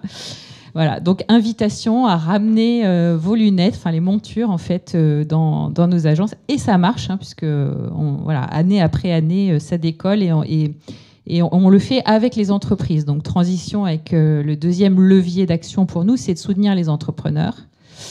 Il y a une étude qu'on a menée avec le cabinet Villa sur la santé des entrepreneurs qui montre que 74% des entrepreneurs sont dans un état de santé, voilà, alors pas au sens physique, mais santé mentale en fait, extrêmement préoccupés, charge mentale importante, etc. Donc ça, c'est un sujet qui nous a toujours préoccupés. On a lancé un fonds, 700 000 € sur 5 ans, pour accompagner deux très belles associations qui sont l'APESA et les rebondisseurs français qui viennent en soutien aux entrepreneurs en difficulté. Peut-être certains d'entre vous les connaissent. Et la branche à laquelle vous appartenez peut bénéficier d'un dispositif qui s'appelle degré élevé de solidarité. Donc sachez-le, parce que avec ce financement, hein, parce que tout ça, ça repose aussi sur l'économique, ne l'oublions pas, votre branche peut avoir accès à un tas de services en fait, tels que des financements d'abonnements sportifs, aide aux aidants, aide à la parentalité, soutien social en entreprise pour des personnes qui auraient des difficultés, et ainsi de suite. Et puis, je parlais de santé des territoires. Alors nous, on a essayé de jouer le jeu, hein, parce qu'on n'est pas crédible si, en tant qu'entreprise, on n'essaye pas nous-mêmes de jouer le jeu. Et ça ne vous étonnera pas si je vous dis que, comme tout le monde, comme toutes les banques, enfin, voilà, baisse de la fréquentation. Donc, à un moment donné, dans nos agences, absolument. Et pour autant, on a vraiment fait un choix, au contraire, j'allais dire, non seulement de garder nos agences ouvertes, mais les sites administratifs aussi. Donc aujourd'hui, on a à peu près une cinquantaine de sites administratifs en France pour conserver l'emploi, un peu plus de 180 agences. Et on est passé successivement, et ça, vraiment, le Covid aussi a été un marqueur important. Juste après le Covid, on était déjà passé de 6 à 12 régions et on est passé à 94 pays. Vous voyez, donc pour zoomer encore plus fortement sur ce côté ancrage territorial, et en créant voilà, des espèces de super agences qui sont des lieux qui maintenant sont pensés comme des lieux d'animation, justement pour revivifier un petit peu le lien social. Donc pourquoi pas se dire que effectivement ces espaces harmonie pourraient demain faire partie de ces coalitions d'acteurs dont vous avez parlé. Voilà. Et si vous avez l'occasion, le 4 novembre, je fais une petite minute, pour nous, ça sera la journée de l'éco-santé. Quand je dis nous, c'est les salariés d'Harmonie Mutuelle, parce qu'on s'est dit qu'on allait le vivre ensemble. Donc c'est une journée banalisée pour nous tous. Mais les agences resteront ouvertes, de telle façon que nos adhérents aussi puissent comprendre de quoi il s'agit. Donc si le 4 novembre, vous passez devant une agence Harmonie, poussez la porte et il y aura des conseillers qui pourront vous parler de tout ça. Voilà. Merci. En tout cas, je comprends que vous faites partie de ces acteurs locaux à imaginer et à inventer cette expérience des centres-villes. N'hésitez pas à poser maintenant vos questions. Je vois déjà, mais j'ai vu beaucoup de notes, etc. David Lestou, je sais que vous avez un train, donc n'hésitez pas à partir et on vous remerciera bien sûr après. Monsieur, je vous laisse vous présenter, s'il vous plaît, et poser votre question. Oui, bonjour. Bonjour Étienne Deloge. Je suis commerçant en Normandie, mais j'ai surtout une casquette un petit peu différente, c'est que je gère le dialogue social au sein de la Fédération nationale de l'habillement, et c'est la délégation de Pierre Talamon. Moi, j'ai une réflexion sur tout ce qui a été dit ici, sur le commerce de proximité. Je valide à 100%. C'est une réflexion qui arrive tous les 6 ans régulièrement, puisque les élections des maires arrivent.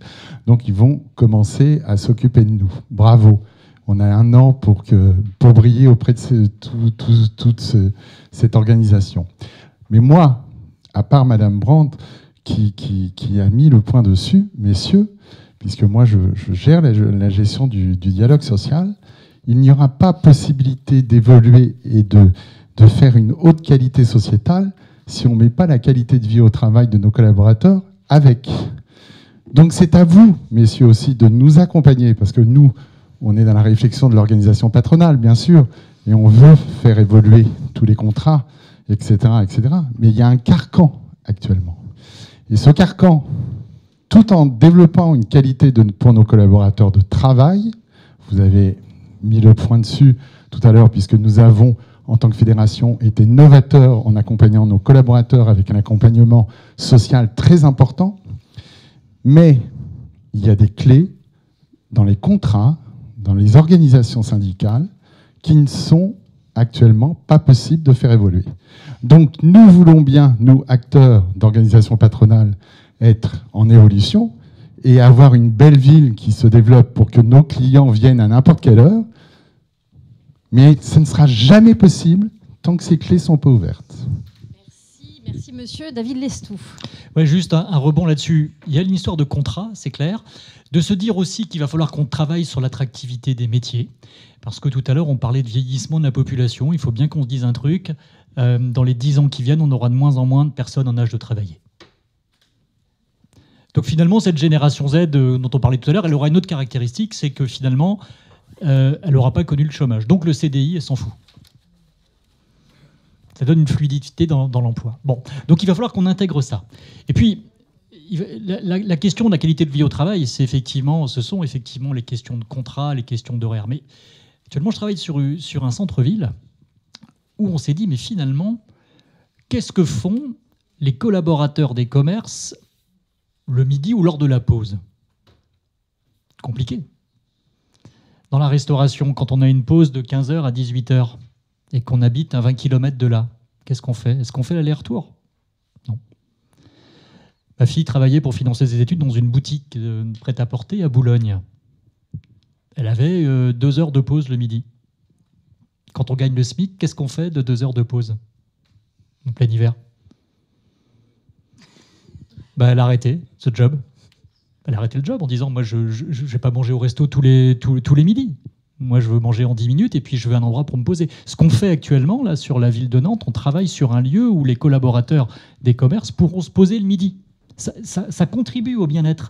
C'est aussi ça qu'il faut réinventer dans le collectif. C'est penser qu'on aura du mal à recruter. Donc si on a du mal à recruter, le collectif, ça sera aussi être capable de proposer une offre servicielle aux collaborateurs. Extrêmement important. Merci, monsieur, d'avoir ouvert effectivement aux collaborateurs un autre acteur dont on n'a pas beaucoup parlé. Monsieur, je vous laisse vous présenter. Bonjour, je m'appelle Charles Brouwer, accessoirement ex-commerçant depuis... Je viens de prendre ma retraite depuis peu.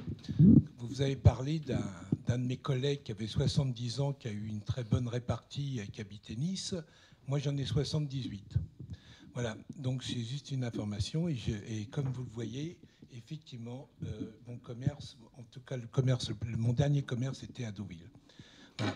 Moi, j'ai noté un certain nombre de choses que vous avez dit tout au long de cette communication, cette réunion. Moi, j'ai des questions. Alors déjà, pour moi, je pense que le centre-ville, c'est d'abord l'endroit où se combine le plus d'interactions, car on est prêt à payer très cher le droit d'être à côté de tout, de l'école, des cabinets médicaux, du parking, et accessoirement, effectivement, des commerces. J'ai un certain nombre, effectivement, à relever de choses. Alors, on va faire un peu court parce qu'il y a plein d'autres questions. Ouais, allez-y, je vous en prie. Moi, je voudrais savoir simplement, je veux dire, le centre-ville, qui peut se permettre d'habiter le centre-ville? Quelles sont les personnes qui habitent au centre-ville? Parce qu'en tant que commerçant, c'est quand même important de savoir. Je pense que le centre-ville est en train de se développer. Il y a de moins en moins de personnes qui ont les capacités financières d'habiter le centre-ville. Et quand vous nous dites que c'est une richesse d'être des indépendants, je veux bien vous croire, mais c'est un mot ça, parce qu'on est dépendant quasiment de tout, on est au bout de la chaîne. On est dépendant de nos fournisseurs, on est dépendant d'une fiscalité complètement aberrante, on est dépendant d'un droit du travail où personne n'y retrouve les siens. Je veux dire, pour être limite, le commerçant, en fin de compte, on lui fait peser sur lui à peu près tous les défauts de nos politiques depuis 40 ans, que ce soit en termes d'urbanisation, que ça soit à tous les niveaux. D'autant plus que je vais vous dire ce que je pense, c'est que quelqu'un qui habite aujourd'hui au centre-ville, il est beaucoup plus près de celui qui habite au centre-ville de New York ou de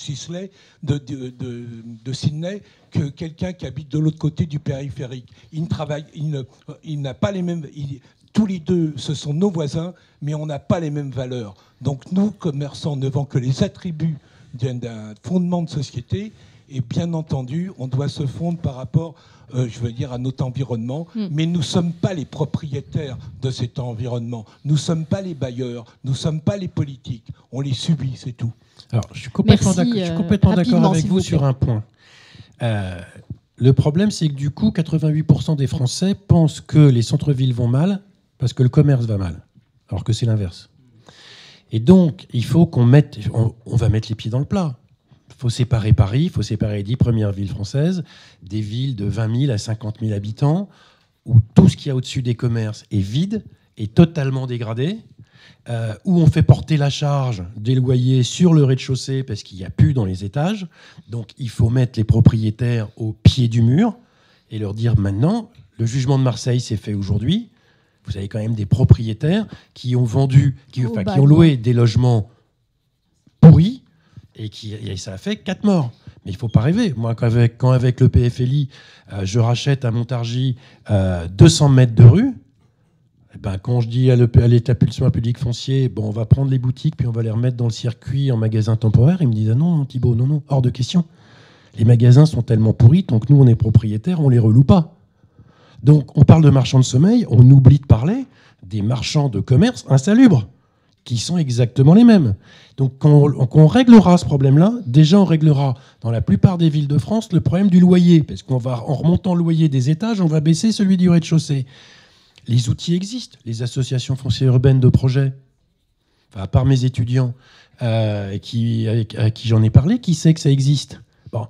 Et donc, et c'est là que les fédérations ont un vrai travail aussi, c'est qu'il faut qu'elles rappellent aux élus qu'ils ont les outils légaux, ils existent. Et pour certains, ils ne coûtent rien. Une association foncière urbaine de projet, ça coûte 0 à la ville. Pourquoi elle ne le fait pas ? Donc, il faut que les fédérations se lèvent, prennent ce discours-là et qu'on purge petit à petit les vrais problèmes locaux qu'ont les commerçants. Merci. Madame. Bonjour. Julie Batteux, gérante d'une enseigne de prêt-à-porter depuis 16 ans. En France, on est présente dans cette grosse agglomération. Vous avez presque répondu à la question. Effectivement, on a compris qu'il y avait un changement, qu'il fallait s'adapter. Mais quand on a réussi justement à créer une expérience client, à digitaliser le commerce, à garder une santé mentale stable, mais qu'autour de nous tout ferme, et que le phénomène, effectivement, il est national, qu'est-ce qu'on fait ? J'aimerais bien que vous preniez le micro pour répondre à cela. Oui, merci. En fait, je pense qu'il y a une certaine complexité par rapport à ce que vous évoquez au-delà de tout ferme. Et je veux juste introduire un point qui va probablement vous étonner. Ça va étonner quand j'avais parlé des cartes pour activer le commerce de proximité. Les gens m'ont dit, oh là là, dans cette ville, ça ne pourra jamais marcher. Je vous ai fait circuler une carte, ça marche très bien en Asie. Il n'y a aucune raison pour que ça ne marche pas en France. Je vous apporter un deuxième point. J'étais invité, il n'y a pas longtemps, par la Fédération nationale des offices des HLM pour leur assemblée générale annuelle. Vous connaissez donc les offices des HLM, l'habitat social, et donc tout ce que ça implique par rapport au commerce, parce que les gens sont ric-rac. C'est un des endroits dans lesquels on pourrait faire un certain nombre d'activités, mais qui sont contraintes financièrement. J'ai expliqué à cette fédération des HLM quelque chose que je vous explique vous en tant que commerce de proximité. Puisqu'on parle de commerce de proximité de quoi ? Donc on va parler à proximité de l'habitat. Et donc là, vous avez évoqué à très juste titre, donc quand les étages sont vides et qu'on fait payer le commerce sur les rez-de-chaussée, on peut faire beaucoup de choses. On sera étranglé financièrement. Et donc, je disais que nous travaillons sur une nouvelle géographie de l'économie ou une nouvelle économie avec une géographie distribuée. Ça oblige à repenser un nouvel modèle économique. Il y a un modèle économique, en fait, il y a deux modèles économiques qui n'ont quasiment pas bougé depuis des années et des années, pour ne pas dire depuis très longtemps. Les premiers, c'est la manière comme vous louez et les commerces de manière traditionnelle. Et deux, les gens qui habitent, ils payent un loyer. De la même manière, Balzac, il y avait un habitat, c'était quelques mètres carrés, on payait quelques pièces d'or, on avait droit au mètre carré, à la bassine d'eau et à la chandelle. Aujourd'hui, c'est toujours la même chose, sauf que c'est un prélèvement, vous avez l'électricité, vous avez le chauffage. On paye un loyer par rapport à des mètres carrés d'intérieur. OK ? Et donc, on s'en fout de ce qu'ils font les gens par ailleurs. On s'en fout s'ils sont de commerce à proximité, s'ils n'ont pas de commerce. Qu'est-ce qui se passe chez les commerçants ? Que vous avez un certain nombre d'activités, mais elles ne fonctionnent pas à 100%. Donc, c'est des business models qu'on modélise très bien, avec des courbes. On connaît quand est-ce qu'il y a les creux, quand est-ce qu'il y a ces plans, quand est-ce qu'il n'y a plus personne. Donc, il peut y avoir, quand on regarde les sommes qui sont investies dans l'aide au logement, et quand on voit la détresse qu'ont les commerçants, nous, on a proposé des nouveaux modèles mathématiques qui permettent de faire quoi ? Qui permettent de faire qu'il y ait, au niveau de l'habitat social, une surcouche qu'on appelle assurance pacte de proximité. Qui permet quoi ? Qui permet de dégager une somme pour que les gens puissent acheter à proximité dans un commerce avec des réductions qui seront utilisées quand on est dans des serres creuses ou quand vous avez des invendus ou quand vous avez des choses qui méritent donc de rencontrer quelque chose qui sera lié à la manière de dégager un pouvoir d'achat pour que les gens achètent à proximité. C'est un peu cette carte-là, mais qui gérait dans un habitat social pourrait dégager une marge pour inciter les gens à acheter à côté. Ce que je veux dire, c'est qu'aujourd'hui, on a des nouveaux modèles numériques qui nous permettent de calculer la manière comme on peut gérer, plutôt qu'une aide sociale pour payer un loyer, d'intégrer une marge qui permettent de non pas avoir des cartes de fidélité. Je ne crois pas dans les cartes de fidélité. Nous, on appelle ça les cartes d'opportunité. Les cartes d'opportunité, c'est créer des opportunités pour que les gens puissent acheter à côté. Tant qu'on est dans le même modèle économique, j'achète, je vends, la même chose, eh ben, le déclin, il sera très probable. Donc, il faut aller vers de nouveaux modèles avec des bailleurs sociaux, avec les aides publiques, pour qu'une partie de cet argent bénéficie le commerce de proximité. C'est ce qui est en train de se faire en Corée, sauf que ça ne se fait pas à travers une aide sociale, elle est indirecte. Oui, parce que la carte, elle est financée par la banque et par la ville. Sur les aides publiques, encore faut-il qu'il y ait le budget aussi, et on sait combien la France aujourd'hui est contrainte. On va prendre une dernière question, madame, dans le fond. Merci, Carlos Moreno. Je suis madame Tolomio, alors anciennement j'étais avocate en droit immobilier spécialisée dans les baux commerciaux. Aujourd'hui, je suis responsable juridique de la Chambre de commerce et d'industrie Paris-Île-de-France. Je m'occupe du coup du volet juridique, toujours en IMO, et également de tout ce qui est entreprise en difficulté en Île-de-France. J'ai une question concernant cette fameuse génération Z, ainsi que le changement de consommation dont vous parliez, avec donc du coup davantage de télétravail, donc réellement une modification qu'on a vue. Récemment. Néanmoins, j'avais une question concernant justement l'actualité, notamment économique, dans laquelle nous sommes, à savoir que déjà les grandes entreprises privées amorcent un net recul du télétravail. Donc on a, je prends pour exemple Amazon, qui a également rappelé ses troupes en disant il n'y a plus du tout de télétravail, vous revenez tous sur site. D'autres l'ont fait, donc on a réellement une mouvance inverse. Également, concernant cette génération Z qui, certes, n'a jamais connu le chômage, mais parce que nous étions en période de croissance, qui aujourd'hui est terminée. On est officiellement en récession depuis le dernier trimestre 2024. La situation ne s'arrange pas. Donc on va être dans un système économique contraint. Dans un système économique contraint, avec des personnes qui ont quand même l'obligation de payer des loyers et de se nourrir tous les mois, je ne suis pas sûre que la génération Z fasse encore la fine mouche sur le travail. Qu'est-ce que vous pensez du coup d'une éventuellement de repenser un nouveau modèle du fait de ces nouvelles contraintes? Alors, je pense personnellement, pour avoir pas mal travaillé sur ce sujet-là, je pense qu'on est simplement dans des phénomènes de rééquilibrage. Ça part d'un côté, ça part de l'autre. Et il y a un moment donné, ça trouve son point d'équilibre et on n'est pour l'instant pas dans le point d'équilibre. La première chose que je vais dire, et je sais que ça va choquer, la génération Z, ça n'existe pas. Et ça n'existe pas pour un seul principe, c'est quand cette génération-là vous dit à 70% « je ne fais pas partie d'une génération », au nom de quoi les autres générations la nomment génération Z. C'est la première non-génération, justement. C'est la première qui refuse qu'on la rentre dans une génération. Et qui dit « et je suis un individu ». J'ai beaucoup aimé ce qu'on disait tout à l'heure et ce que vous disiez, c'est passer de tous à toutes à chacun et chacune. C'est la génération des chacun et chacune. Et justement, ils ne veulent pas être traités comme une génération. Ce ne sont que des cas individuels. Et toute la difficulté, c'est de les traiter, de les gérer, et gérer par ce qui a probablement été la seule génération de tous les temps, c'est la génération de 68. Qui est la première et peut-être la dernière génération en fait qui existait. Donc leur choix va être des choix individuels de dire je pars vivre à la campagne et je pars vivre sur 1000 mètres carrés à planter des choux. L'autre va accepter de réduire son salaire. Le troisième va faire autre chose. Et c'est toute la difficulté qu'on va avoir en termes de logement. C'est qu'aucun veut le même logement. C'est toute la difficulté qu'on va avoir en termes de commerce, parce qu'aucun veut le même commerce et n'en attend la même chose. Et donc, il va falloir mettre de la flexibilité. Je vais juste terminer là-dessus. Une des manières de mettre de la flexibilité, et certains acteurs, fonds d'investissement l'ont très bien compris, c'est de faire des loyers à minimum garanti et part variable.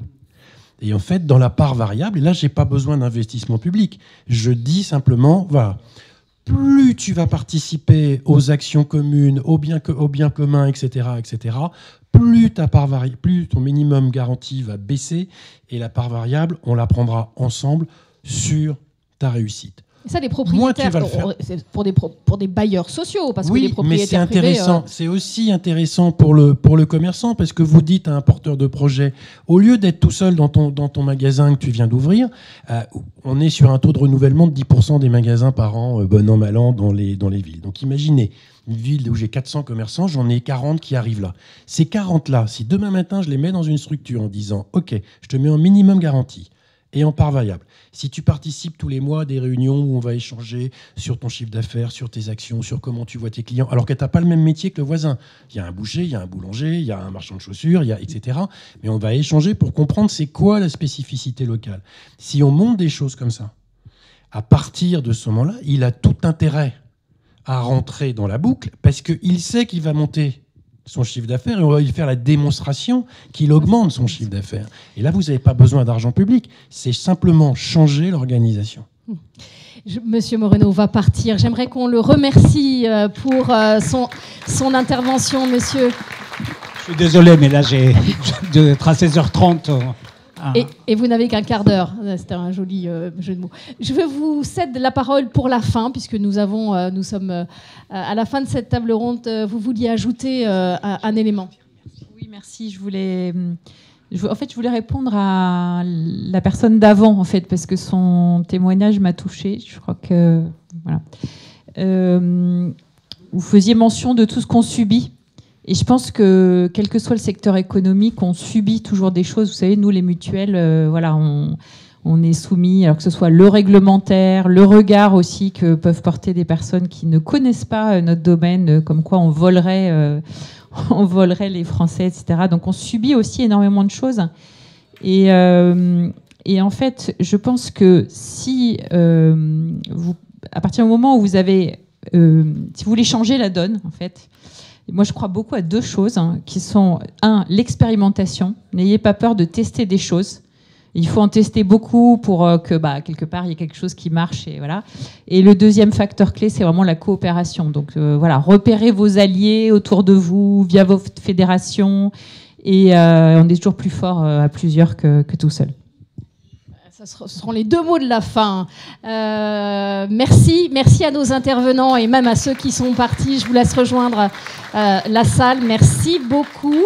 C'est l'heure de conclure. Président, vous avez entendu, j'imagine, beaucoup de choses. Je vous ai vu beaucoup noter. Oui, j'ai beaucoup noté, mais je ne vais pas le retranscrire maintenant parce que je pense qu'on a entendu beaucoup de choses. J'ai surtout entendu l'envie en fait de créer de nouveaux espaces de vie. On parle de centre-ville, mais c'est créer de nouveaux espaces de vie multifonctionnels, avec une charge affective certaine, attractive, et où l'écologie n'est pas l'ennemi de l'économie. C'est-à-dire qu'on peut créer des espaces verts, et pour qu'ils soient accessibles, eh bien, il faut qu'il y ait des parkings. Donc ça, je pense que c'est un point important qu'il faut noter. Cette table ronde n'est pas une fin. C'est la deuxième rencontre que la Fédération nationale de l'habillement organise une fois par année. C'est le point de départ d'une démarche qui est plus large, car nous souhaitons nous inscrire pleinement dans le débat public à l'approche des élections municipales de mars 2026. On a parlé de pouvoir public, de la nécessité que l'on avait de se voir davantage accompagné d'un dialogue interactif. Et nous sommes convaincus que les enjeux du commerce de proximité sont au cœur des projets municipaux. C'est pourquoi nous annonçons aujourd'hui le lancement d'un livre blanc qui sera publié dans les prochains mois.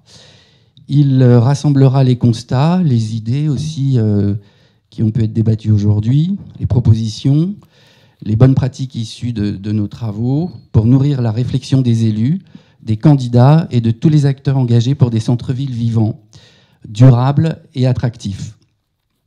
La Fédération de l'habillement continuera à porter ces messages, à accompagner les commerçants dans ces transitions et à défendre un modèle de commerce indépendant, humain et ancré dans les territoires.